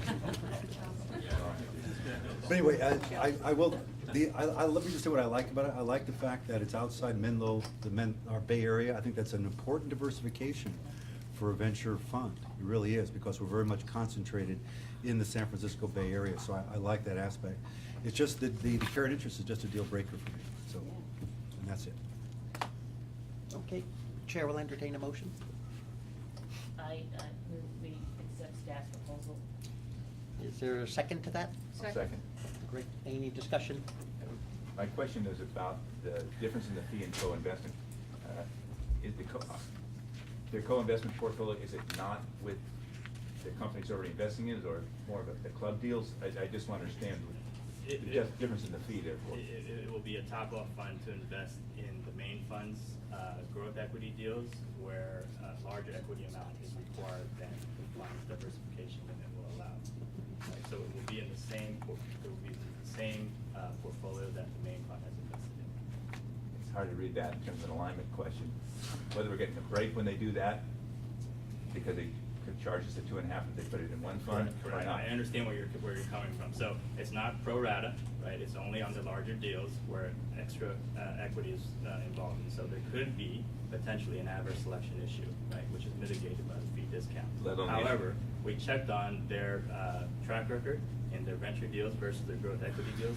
They've done just as well, better in their growth equity. And in particular, we'll look at the pro forma track record of the deals where they had an opportunity to get extra capital but could not absorb it for diversification reasons. And surprisingly, those deals did even better than their normal growth equity deals. And we asked them about that, and I just felt that, you know, these are larger deals, we do more work, we have certainly more conviction behind these deals. We don't know if, you know, the co-investment fund will outperform, but the track record is there. What's the break again on the management fee on that? It's 75 basis points on contributed capital, so what actually gets invested, we're not paying on committed, versus 2.5 on all committed capital. So quite a bit of a break. Crumbs. Okay. I will also be voting against it, basically on the fee structure. I mean, we constantly hear staff sort of nudge us over or use it as a strong reason to invest that they negotiate great fees. And we track fees, and we're fees driven to some degree, and we all have a tolerance level of where it's going to be too much. And in this case, this passes my tolerance level of where it's going to be too much. It beats the standard terms. It's at the top of the market, and at some point you say no. And the alternative, if you don't have a breaking point on saying no, is there's no fee you don't like. And I have fees I don't like, and this is one of them. So I won't be supporting the item based on fee structure. Commissioner Griffin. Some people say top quartile performers have an ability or might be able to command a higher fee. In the buyout area, they don't always do that. But in this area, the question is, the extra return we're expecting a top quartile manager to do, net that out against the fee. That's what I was trying to look at their net IRR numbers. Are they still top quartile? In other words, are they making enough to us, I would say, to rationalize or justify the additional? They are. So after fees and expenses and carry, they're delivering top quartile returns, right? So at the end of the day, what we get back is beating the vast majority of the venture funds, right? So that is good. I think, you know, part of the issue here is, and I'm not defending higher fees and premium returns. If we could get this for free, that'd be great, but obviously we can't, okay? We have to pay these guys for their hard work. The other issue is fund size, right? Funds like this who outperform can raise much larger funds than they do. So if we ask them to be disciplined on fund size, there's gotta be some other way that they can, you know, share in a larger percentage of the returns that they deliver to us. And so it's a trade-off, and I just want the I commissioners to agree with you, understand that trade-off. that's very apparent in the fund size. I mean, compared to the other funds that we've gotten into, they're over $1 billion, and you see the performance wane on those. Yes. They have been so disciplined on that, and also the time between the next fund. I mean, you have that consistency when a lot of these funds start doing year after year after year funds, or year and a half, and the performance isn't as good. So that comes down to the question of, we're paying them to not have as many funds. Okay, all those in favor? Aye. Aye. Opposed? Nay. No. Great, thank you very much for the presentation. Could you call item number 9, please? Item 9, review approval of bid for $50 million to Carlisle Financial Partners.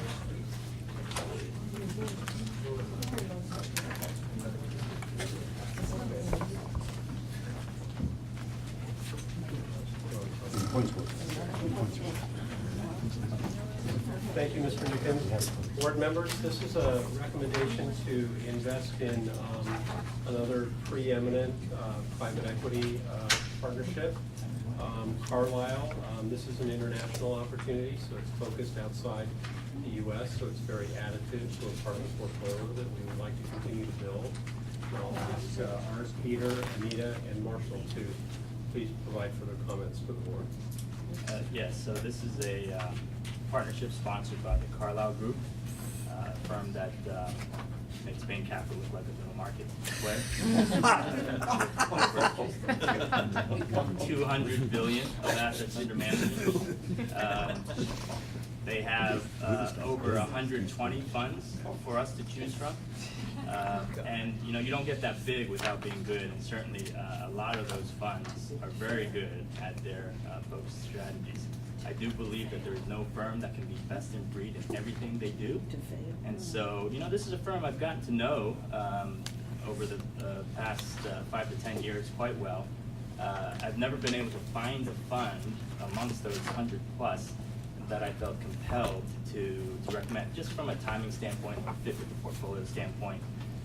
But this one, Carlyle International Energy Partners, really stood out for the following reasons. One, you know, the addressable market, the global energy sector is something that we talked about quite a bit in our strategic plan.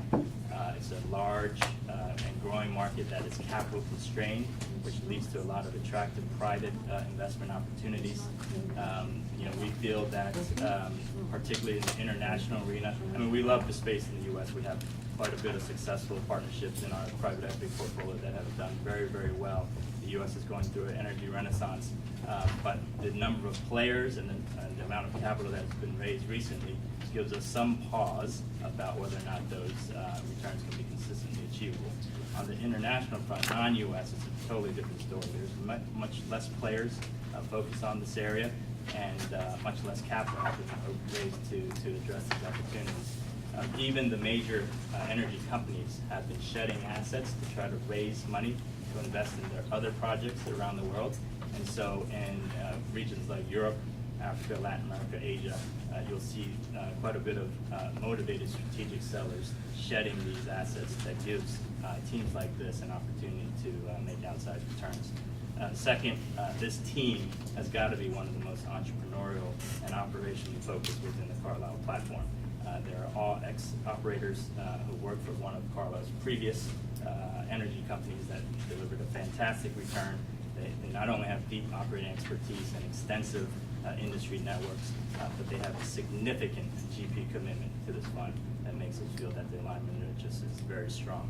And so I think at the end of the day, it results in a very kind of unique and differentiated investment partnership where you get you know, a very focused, operationally intensive entrepreneurial team, but also the institutional backing of the Carlyle Group, where you can leverage the firm's platform-wide industry, government, and banking relationships, which is not insignificant in this sector.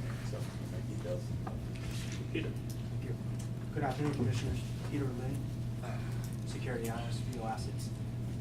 Going off of what Art just said, we think Carlyle International Energy Partners Fund 1, or CIEP, is a unique opportunity to partner with a team that possesses a very rare combination of both extensive operating experiences across the energy value chain and also considerable amount of energy industry connections. Overall, the team dynamics can be characterized as tight-knit, entrepreneurial, and cohesive, as many of the team members have worked pretty extensively in the past. Also, the fund is backed by a strong, well-connected sponsor, like Art just said, by the Carlyle Group.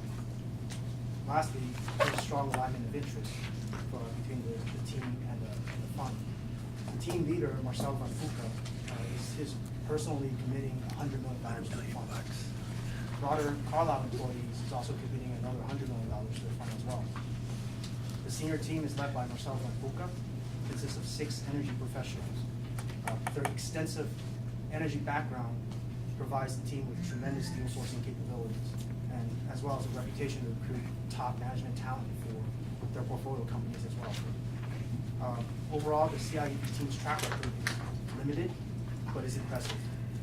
At Atlas Invest, which is one of Mr. Van Fuca's personal investment vehicles, made 5 platform investments. And as of December 31st, 2013, is currently tracking at a 61% net IRR and 3.6 times net multiple. At Atlas, his two partners, Jos Roca and Patty Spinkle, contribute to this stellar performance. The team intends to deploy a very similar strategy as what they did at Atlas to CIEP, and that is generally to buy platform companies with great cash yielding assets, drive operational enhancements, make add-on acquisitions to scale the business, and lastly, manage risk to reduce cash flow volatility. And usually that's done through financial structuring or commodity hedging. One showcase platform company is Orange Energy, ONE, which is in the memo. This company's cash flow alone, cash flow yield alone is 2 times invested capital. And overall, as of December 31st, 2013, it's currently tracking at a 7.3 times multiple.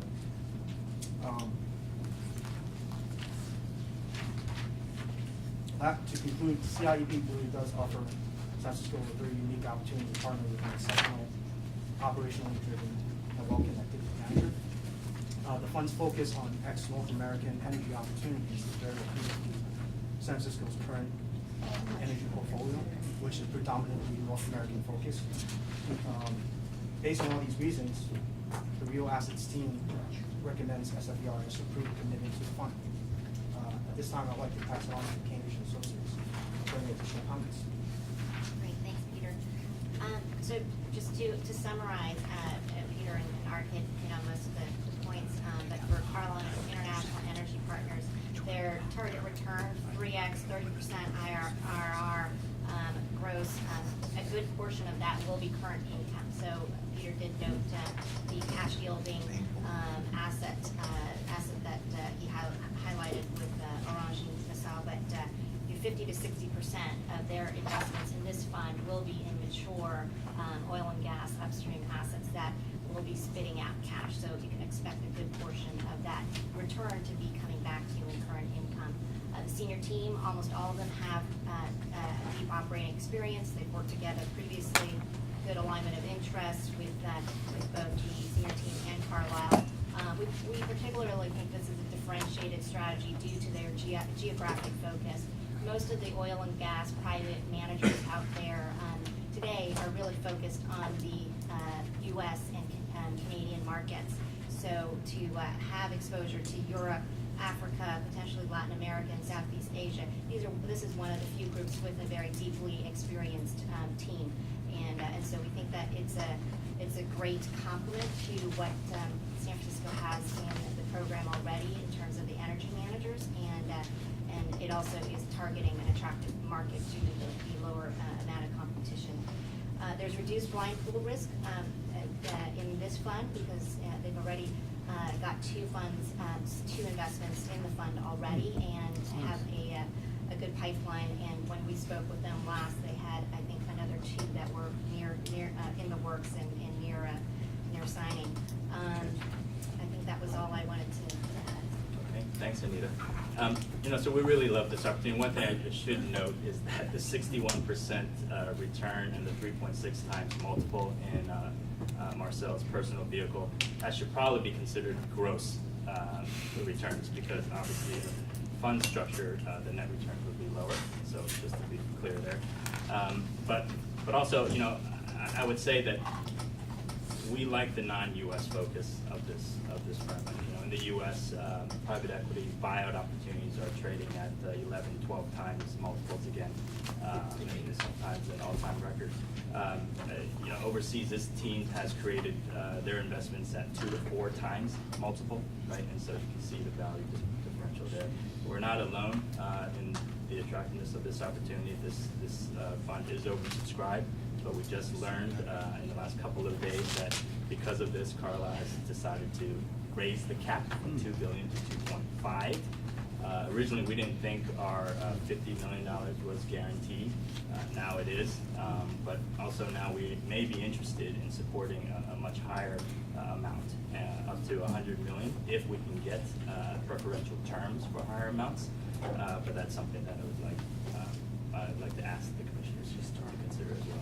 Great, thank you. I will open up for public comment on item number 9. Seeing none, I'll close public comment. And I'll start it off on this item to walk us through the fund going from 2 billion to 2.5. And is this a candidate to consider a larger number for us? Is this investment a good candidate to consider for a larger allocation? Absolutely, yes. In the past 6 months with what you brought us, how would you rate this over 6 months of investments that you brought us?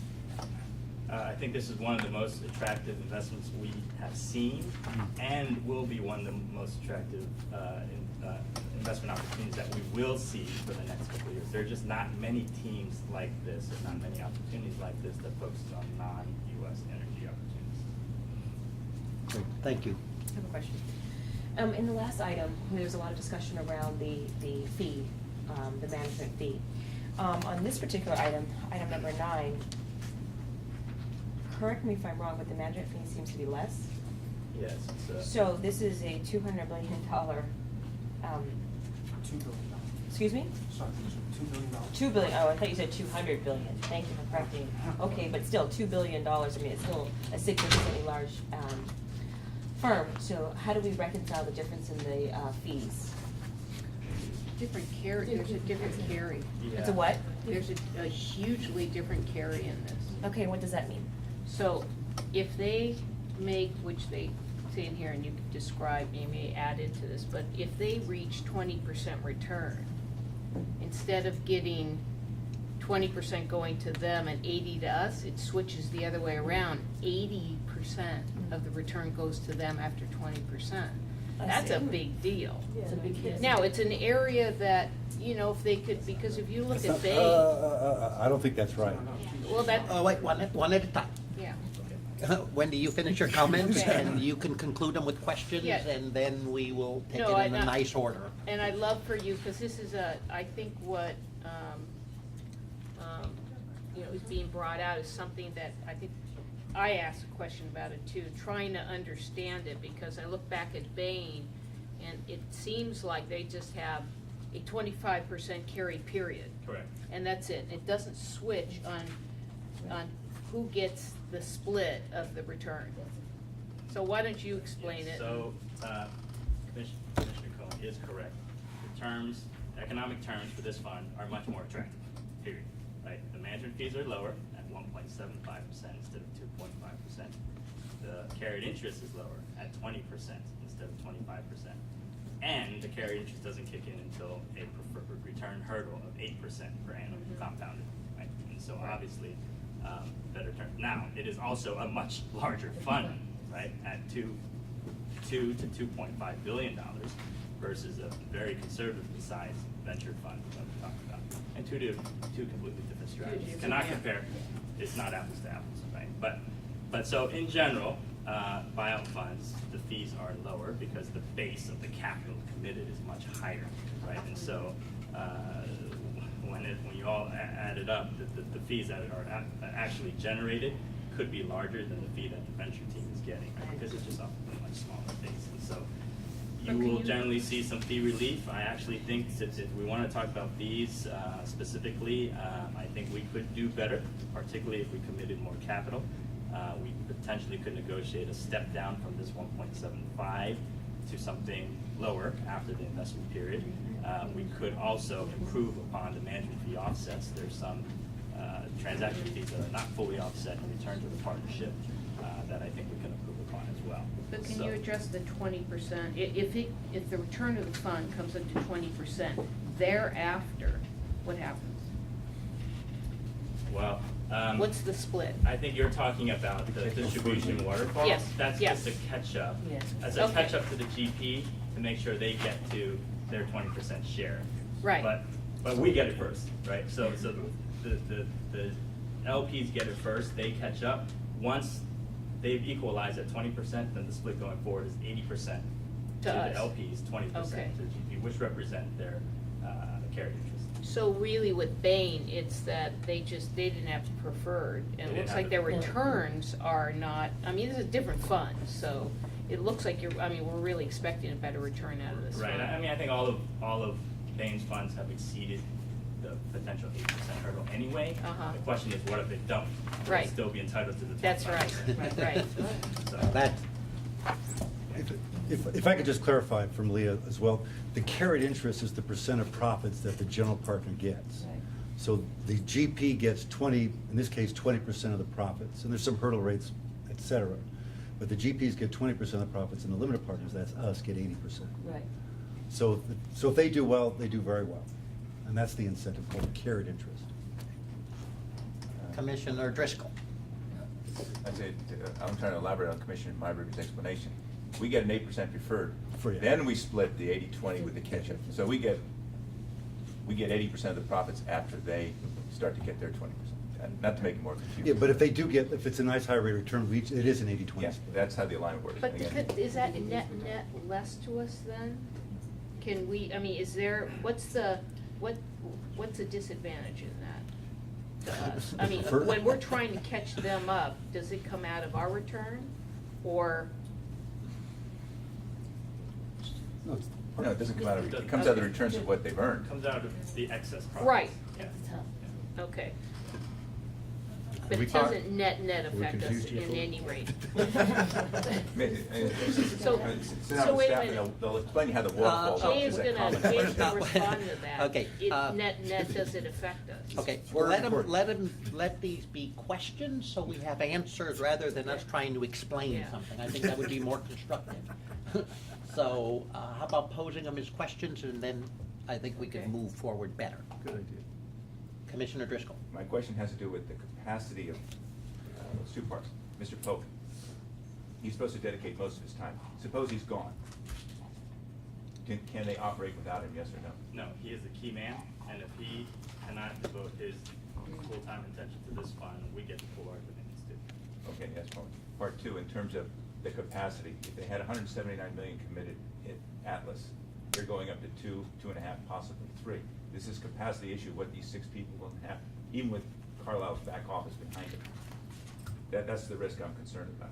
Yeah, no, I mean, they can just do bigger deals, right? And so they are seeing in their pipeline deals that were requiring very large chunks of equity, right? And they build platforms and then they continue to add acquisitions to these platforms. So the additional capital will help them scale these platform companies. If they need the capital build up, there's less credit available, shadow banking and stuff.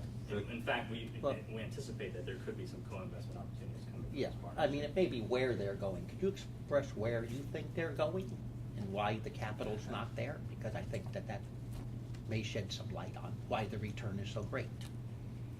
I guess non-North America opportunities, which kind of opens up quite a bit of mandate. I mean, you know, I think honestly, their focus will be on Western Europe predominantly. Outside of that will be some opportunities in North Africa, Sub-Saharan Africa. There could also be some opportunities in Latin America, and to a much lesser degree, Asia as well. And so, quite a broad mandate, and quite a lot of opportunities. Yeah, that's where it's driven. And ultimately, I think that's what the fund is. They're doing Europe, they're doing Africa, and not as many people are willing to go into it. These guys are the best of the best, and they're at the cutting edge of these new areas, and we're gonna hopefully see it in a return. It parallels the real estate we did in Europe because prices are down there. That's right. Big opportunity, a lot of people have left the market, just like the banks have left the market for lending into this area. Because we were just at one of our partners today, and the same thing in Canada. That's why opportunities that we would not be seeing, now they're there. I think so, and the prices seem to be somewhat advantageous. Okay. Yeah, I mean, even at $100 million commitment, right, we would just be equaling the commitment of Marcel himself, as well as another $100 million from Carlisle Professionals. There was demand within Carlisle of $160 million from their internal professionals, which had to be cut back, so that's number 2 fees. So I think there's quite a bit of interest in this strategy. I have to ask a question. The recommendation is to do 50. 50. You asked us to consider 100. Yeah. That requires the board to discuss or make a different motion or something. That's right. Well, there's no motion on the table. If I could interject, I think from a legal notice perspective, the agenda does call out 50. And, an increase from 50 to 100 million is a very significant increase in the amount. If it was 50 to 60 million, that would be less significant. I think that this would not be consistent with the agenda to make a motion at 100 million. There is the investment committee meeting next Thursday, so there would be another opportunity for the board to meet and discuss on a properly noticed motion for 100 million. Let's do that.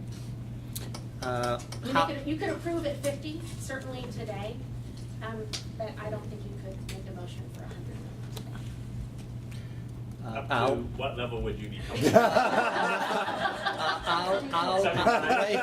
No, I don't want to negotiate. I prefer we do not negotiate that. The chair will take the privy on this to see where it goes.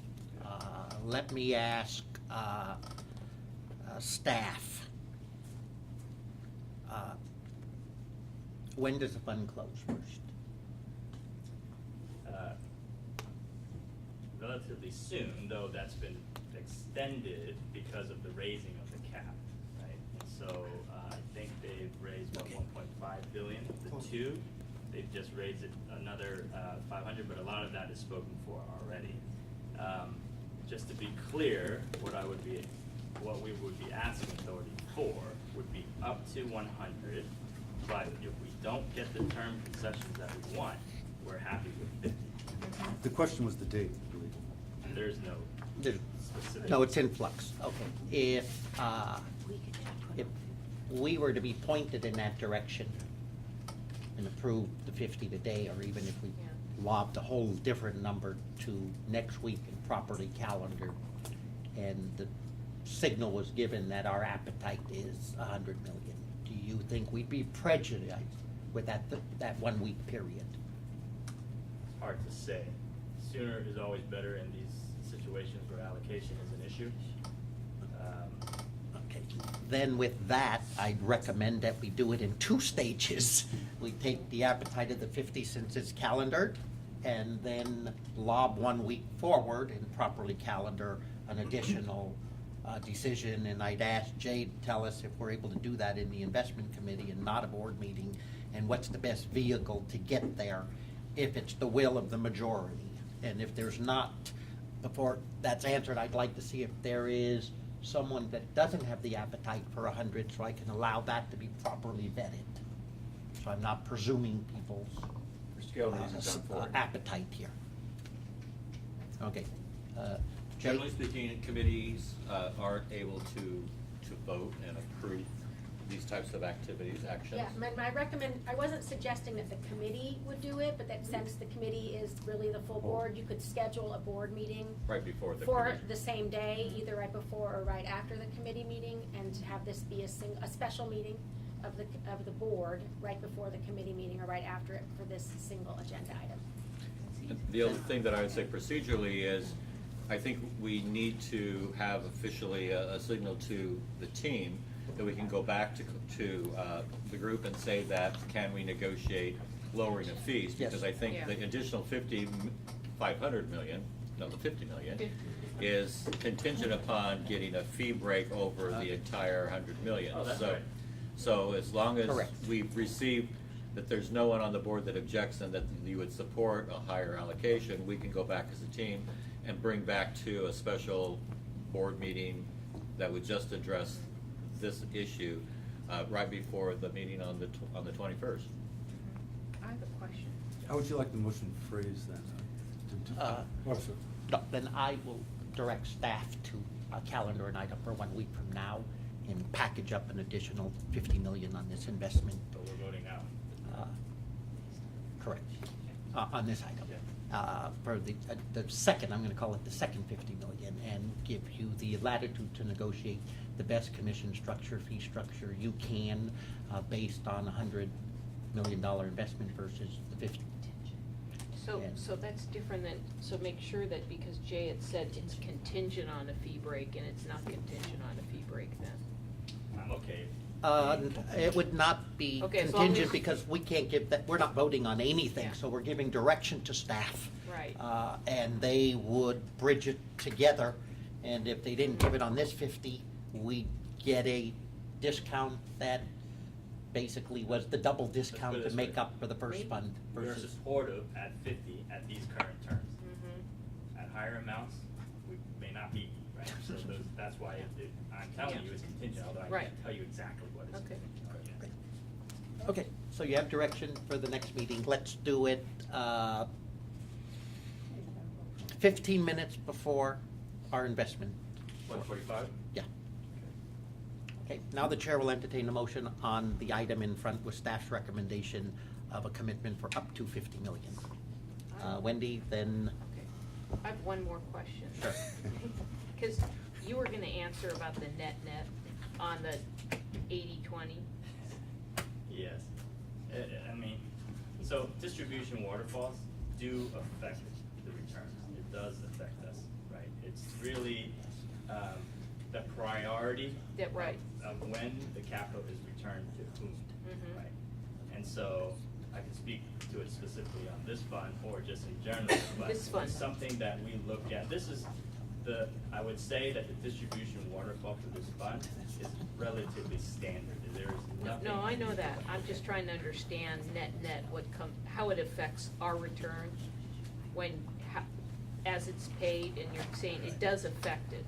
So whenever there is a GP catch-up, LPs would prefer that there is no catch-up Yeah. to the GPs. But That's right. whenever there is, in that kind of fringe return Mhm. area, right, there is a point where they are getting a larger percentage, sometimes up to 100% of the That's of what- the return. That's right, Yeah, yep. that's what I- But that's that's still what I net- net said. is still Yeah, around I 20. know, It's a but- full catch-up. Yeah. Right, it's a Yeah. full catch-up, so this is just Oh, an sorry, 80% there. catch-up. Right. It's an so it 80%. mitigates, right? Zero Yeah. catch-up is the best. Okay. So this is Yeah, I just relatively wanted to standard. Okay. clarify that. Professor Mayberger. Yeah, I should vote for at least one of the investment staff's recommendations today, so I will make a motion to adopt staff's recommendation to commit up to 50 million in the Carlyle Group International Energy Fund. Great. Is there a second? Second. Any discussion on the item? Public comment? I already had public comment on this item. It was right after staff's report, but just to be sure, the chair will open up for public comment on item number 9. Seeing none, we'll close public comment. All those in favor of the motion? Aye. Passes unanimously. Thank you, everyone. Could you please call item number 10? Item 10, discussion and possible direction to staff to identify your resources to purchase of a building in San Francisco for SFERS headquarters.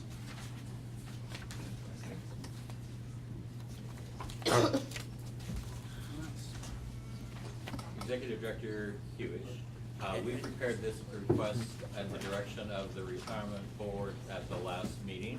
And since we drafted this, I wanted to point out, I provided you copies of a letter from Protect Our Benefits that is directed to the members of the board, but I wasn't sure that you had received it. You should have a copy in the materials in front of you, basically stating their support in looking for a location for a headquarters for both the retirement system and health service system in San Francisco. And then also at the request of President Macris, we conducted a quick survey asking the questions that Commissioner Paskin-Jordan and President Macris had requested. Of the folks who responded, and we do have LA, San Diego, San Jose, which are the major California plans that are very similar to us. This is a breakout. We have 7 who own, 4 who lease, but I have an asterisk next to San Jose because San Jose Federated, which is the retirement plan for the miscellaneous folks, are actually paying rent to the San Jose Police and Fire who own the building. So the money is still going to the same, even though they technically lease, it's still going to the same plan sponsor.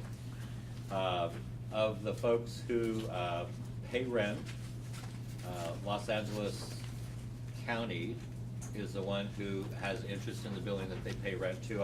I've indicated that they've set it up with a title holding company. You'll notice Stanislaus has a condo interest in a multi-owner building. San Diego County did it with an LLC structure.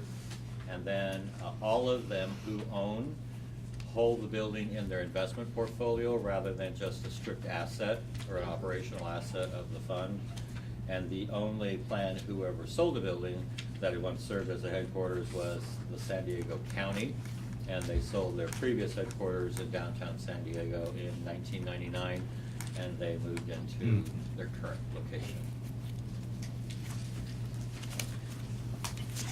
As we indicated, that staff generally does support the pursuit of a permanent home headquarters.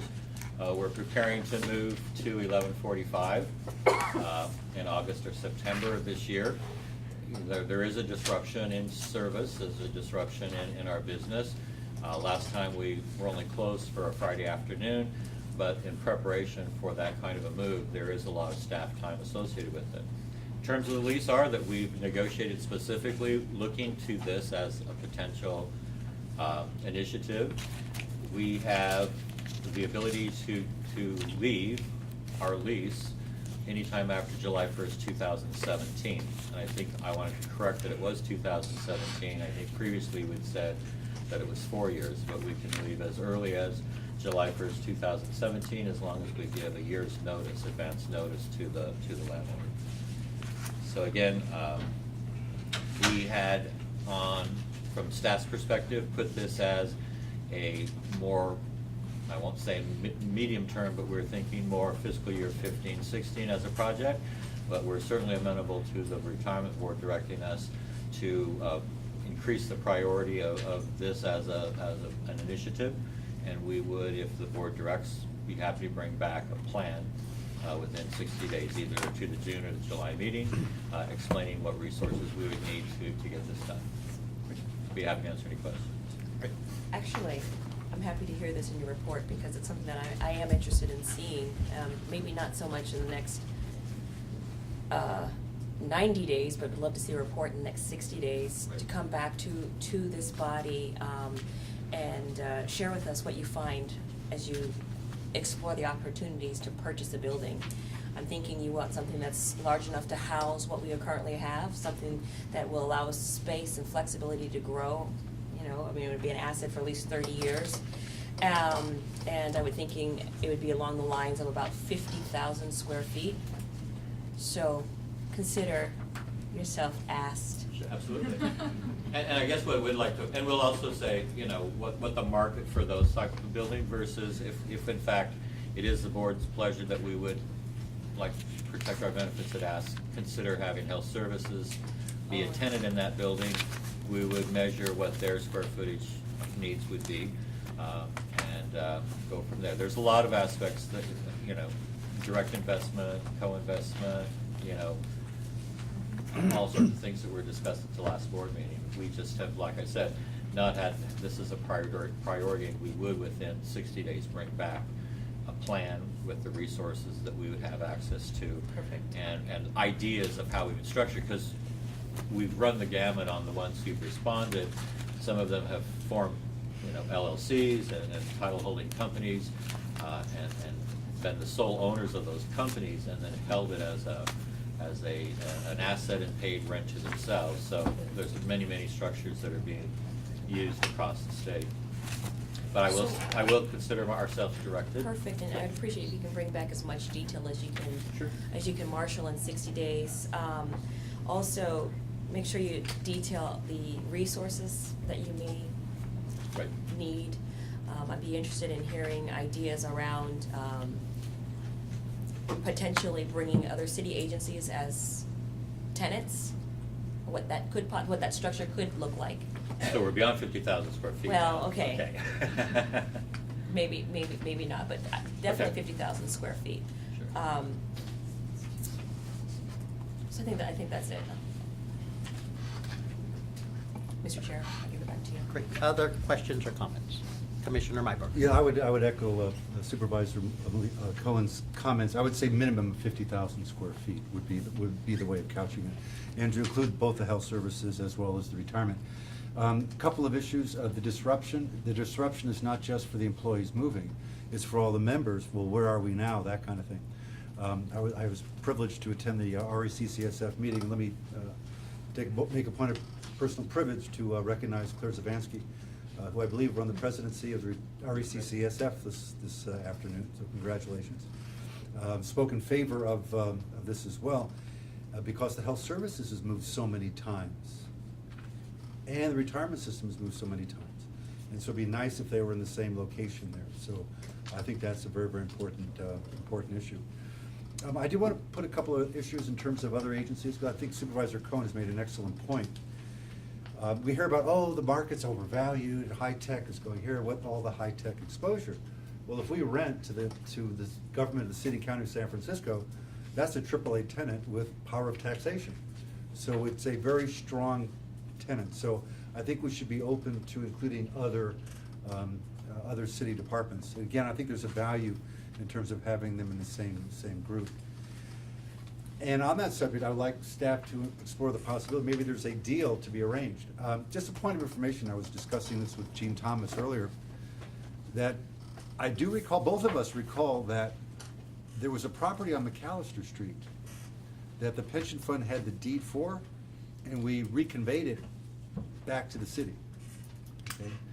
I don't know if there's any recollection on that, but both Gene and I remember that, and we're both not senile, so I think it's I might be, but I think we have owned property in the past, so it'd be nice to understand, maybe the city has some surplus real estate, and we can do some kind of trade, because we would like to keep it on public transportation lines, either on the Muni line or near, which would be Civic Center. Okay, so maybe the city has some surplus real estate, maybe we can come up with a deal in terms of rent, deferred rent in lieu of property, those kind of things. But I think building out might be the best approach. So there might be some inefficiencies in the market. But going back, and I did bring it up during the retirees meeting that I attended today, and I just asked the retirees, how many would be in favor of it? The answer is about 50-2. Okay, so I would say over. 50-2 in favor of? In favor of it, yeah. There were a couple there, and they were shy and raising their hands opposed.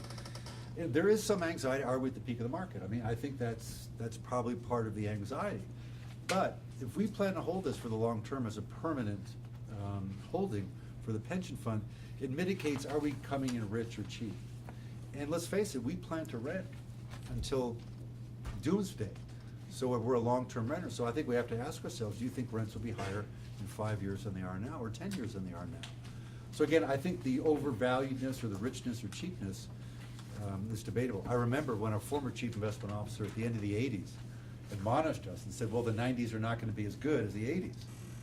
The 90s were twice as good as the 80s. So who knows is the short answer. But I think it's a good investment long term for the pension fund, and I think it's as well as for the city perhaps. So anyway, going back to the direction at hand, a minimum of 50,000 square feet on the Muni lines, the Van Ness corridor, and to consider other departments, and let's see, maybe the city's got some surplus land. Maybe We've explored that. Okay.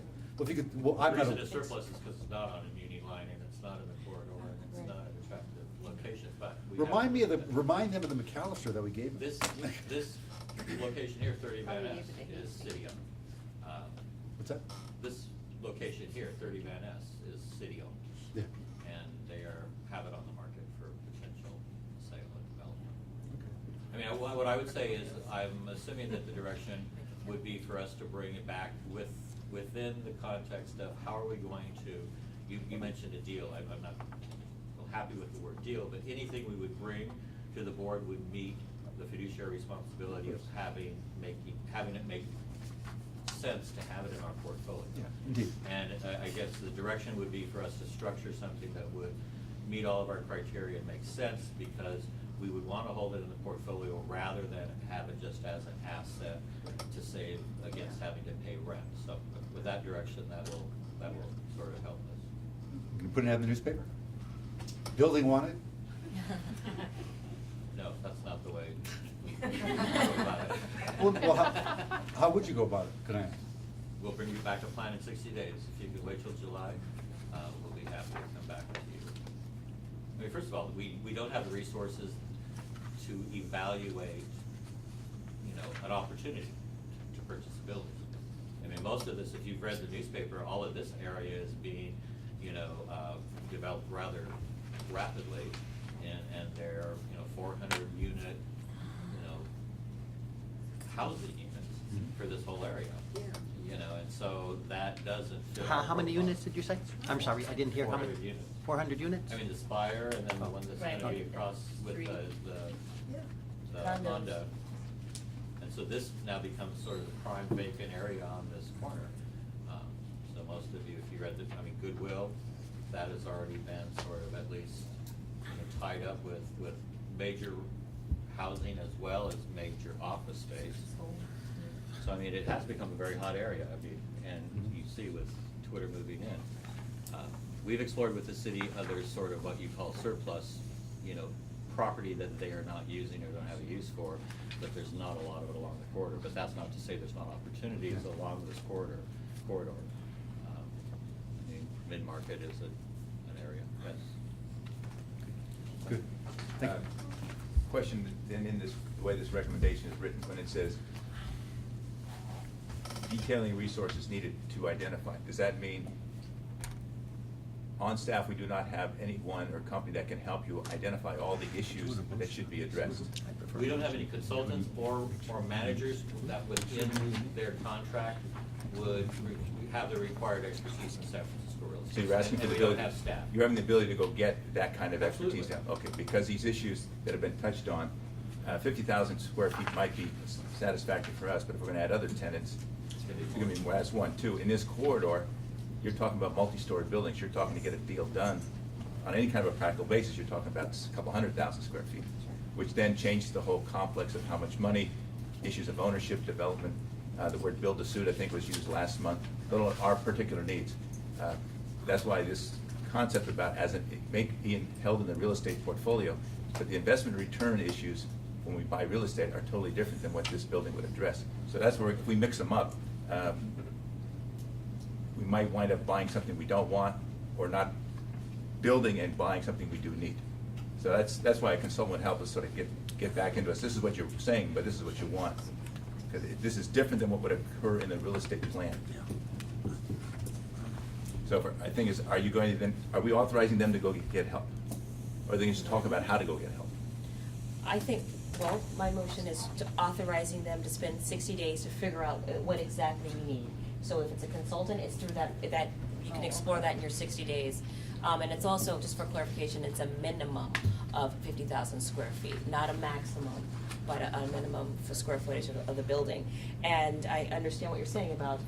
I think they need help now, otherwise it's 60 days of Right. just talking about what we need. Commissioners, this is not agendized for setting the requirements for the building that you want as a headquarters. This is agendized for the board to either say, yes, it's a priority for us to begin the process of getting the resources in place and then coming up with our specifications, so to speak, for the building. And so this is step one. This isn't setting the requirements for the building or saying where it's gonna be or who's gonna be co-tenants. This is really, is it a priority for the board, for staff to start this process now? And if so, to direct staff to begin to put a plan together to start the process. So I'll take a crack at some of these questions I think people has, or hopefully poke it to more facts the way I see them. First, to our executive director, if we had a priority and gave it to you, do you believe you have in general the staff to undertake the assignments given from us to you? To prepare a plan, yes. Okay, great. Would the real estate fall within that? This item to explore real estate, would that fall in where you believe you have the resources and the No, wherewithal to do my it? answer was to prepare a report on what resources we would need. We do have the staff to do that. Great. So you can say, does this sort of fall into the same category? We don't have a hedge fund machine and team, but we're talking about doing it, and we're gonna hopefully merge and put that together to go forward if it's the will of the commission, and the real estate can fall in that same package.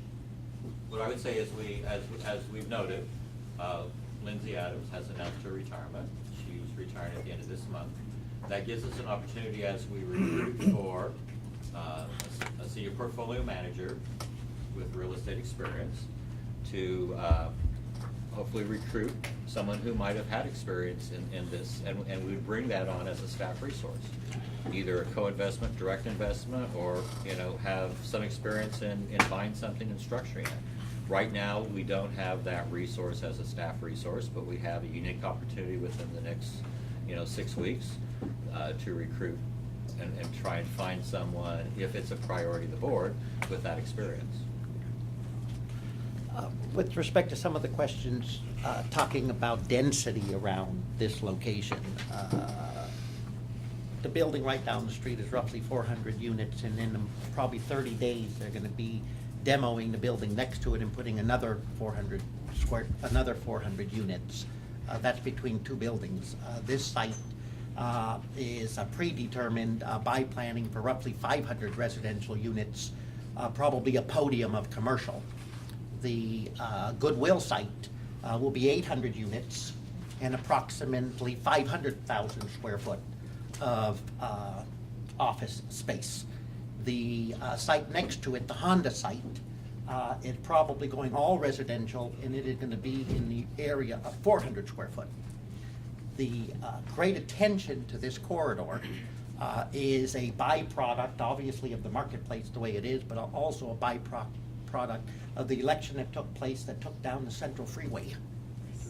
And within that public vote in the Central Freeway, they carved out a part of Hayes Valley that extended to this corridor where this building is at, that basically would prohibit a referendum. So once you go through planning and you get your deal for what you can build, you can proceed and build. And that's contrary to most sites around San Francisco. So there's a large appetite by the investment world to have the surety in the development opportunities this corridor offers. I think obviously big brand names like Twitter and others, of course they add to any environment. But the net result is you have to look at San Francisco and what San Francisco has to offer when it comes to real estate. I'm not insulted when someone says we're at the top of the market when it comes to real estate values. Let me assure you how I believe you should look at it and how I believe the business world looks at it. That statement really covers to say, oh, today's price is the highest from what it used to be. That's all that's saying. That doesn't take into account who's moving to San Francisco. That does not take into account if we're starting jobs and holding jobs. It does not take into account where the census for San Francisco was 760,000 roughly residents 10 years ago, and it's 825 residents plus or minus today. But look at the US Census and what says San Francisco will be in 2040. This is what the business world looks at when they invest in money. The US Census says where we're going to be in 2040, and you guys could all look it up. You don't need me to say it, because the real estate world looks at that stuff and responds to that stuff. And we are going to be bigger and greater than what we were. So the real discussion about value of real estate is where will we go and how will our dollars grow? So I'm very happy to talk about the fact of let's just simply look at what's behind us. But the reality is, every 10 years, prices are much greater than what they were. The reality is, every piece of real estate San Francisco government owns, they're happy that they own it. They're Pac-Man trying to get more. And even if we don't have the inflation that we all anticipate, then come and argue to me to take our $1.9 billion real estate portfolio and shrink it. If you really believe that the marketplace is not good, argue shrinking our portfolio. That's the way you set policy. I'm setting policy and recommending a building based on one simple thing. We have a need. That need is going to be consistent. We can fill it. And at the end of the game, we're going to make money. Come to me and say we're not going to make money. Come to me and say it's a rotten deal. I'm happy to have that discussion. But everyone's just using a paintbrush and saying we're just at the top of the market. And I promise you, I'm going to be here 5 years from now. We got to reappointed. I promise you values will be higher. And I promise you when the market collapses, you will have less of an exit in the real estate market than you've ever seen before. Yeah. Because growth in America is focused on big cities. I'm not sure what they call it, but there's a name for the yuppie and how they move across America and how they spend and how they are predetermined to rent. They're predetermined to spend more of their money. because they have all the confidence in the world that they could make enough money to plan for their retirement later. Bring me quantified reasons why San Francisco's not gonna grow. Bring me quantified reasons it's not a good investment, and maybe you can persuade me.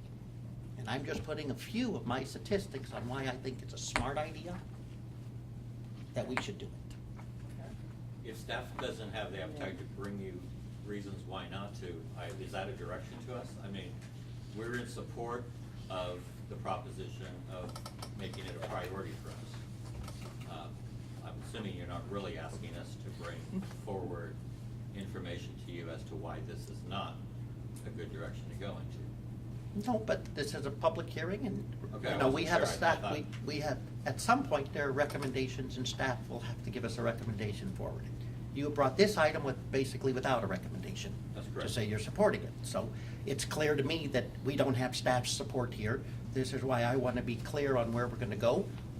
If it is the will of the board to go forward, I want to make sure you have the resources so we can be successful.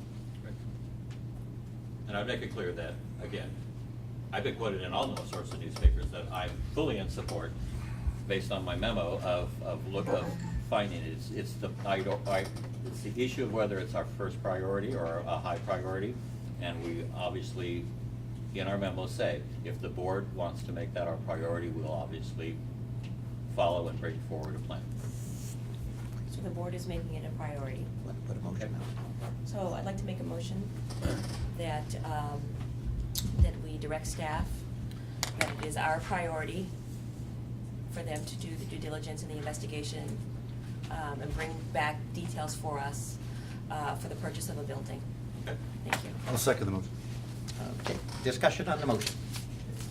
Yeah, then that's the issue Commissioner about, Driscoll. if you want details about a building, that's why I asked about the resources they have to do that kind of design issues. I don't think they do.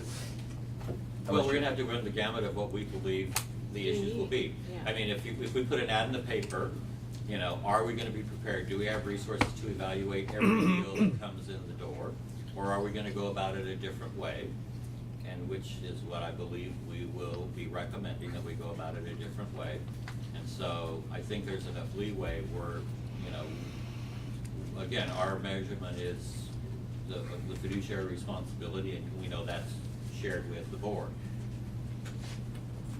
That's why on the design issue, whether or not, short of doing an RFP, which is a $10,000 limit, to go out and get the extra help to help you raise all these issues discussed, so that we start to develop the options, whether it is a build-a-suit for a big building or a small building. It's all those issues, how to analyze them. I thought you said the capacity was not in staff to go through all those questions. That's what he's gonna determine, I think, in the. But that's the thing, the way the motion was just stated, didn't say that. She wants the plan. Maybe it's a mix-up of words. We'll bring the plan. How, We'll identify the resources. how about this? Since there's no second, I'll lob this out. Oh, there is a I second. see. Oh, there was, a I'm second. sorry. Just call the vote. Okay. I will open it up to public comment on the motion in front of us. Claire Zvansky, and thank you, Commissioner Myberger, newly elected president of RECCSF and former commissioner on, okay. So I noticed none of you use microphones, but I'm happy to use it.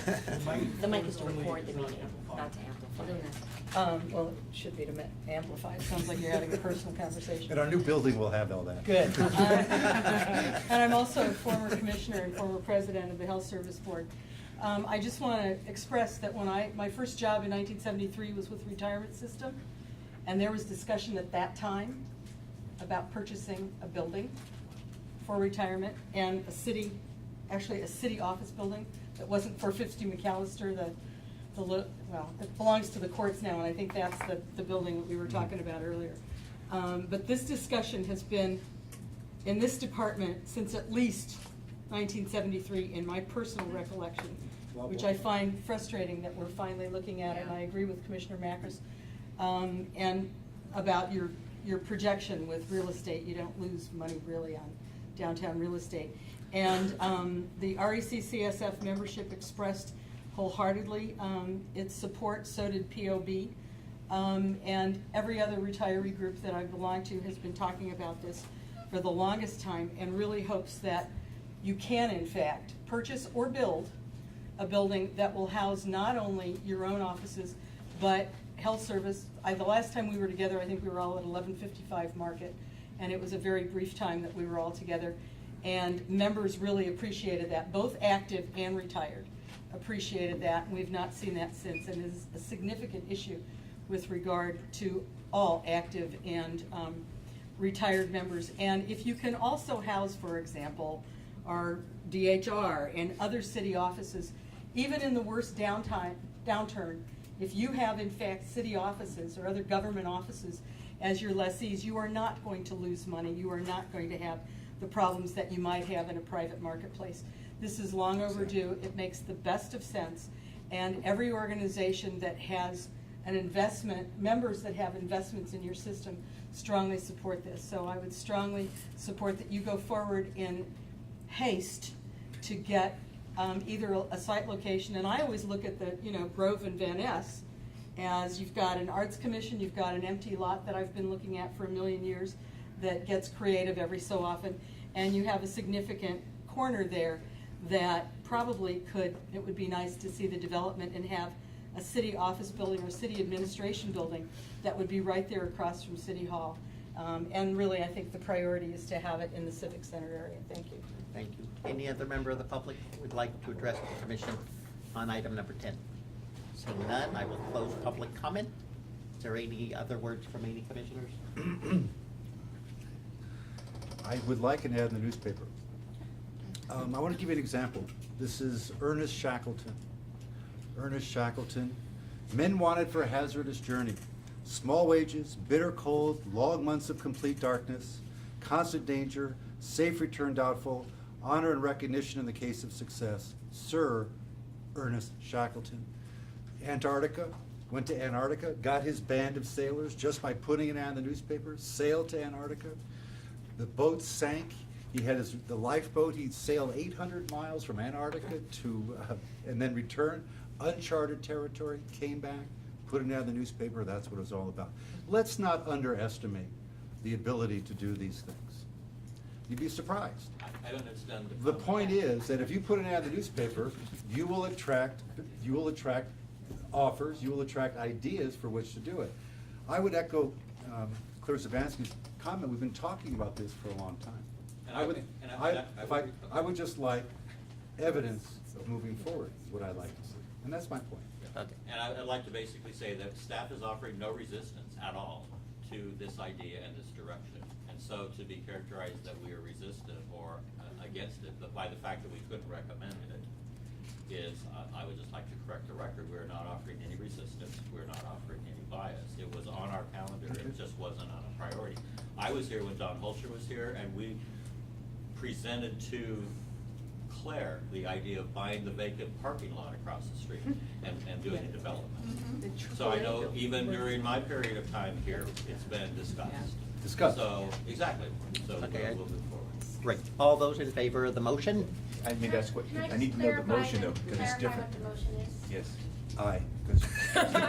Commissioner Cohen, if I can just, I understood it to be, Well, why don't we ask our secretary to spell out the motion, because that's the person that should be Moved by tracking. Commissioner Cohen, seconded by Commissioner Myberger to direct staff to prepare a report and an implementation plan for the board within 60 days detailing the resources needed to identify and evaluate potential real estate investment opportunities consistent with the goal of purchasing a building in San Francisco to house the SFERS headquarters.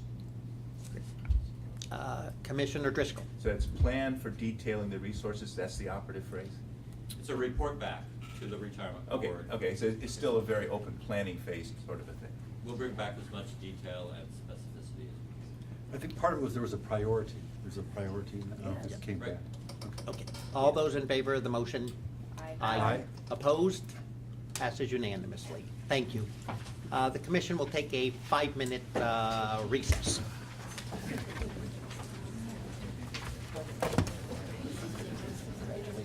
Congratulations.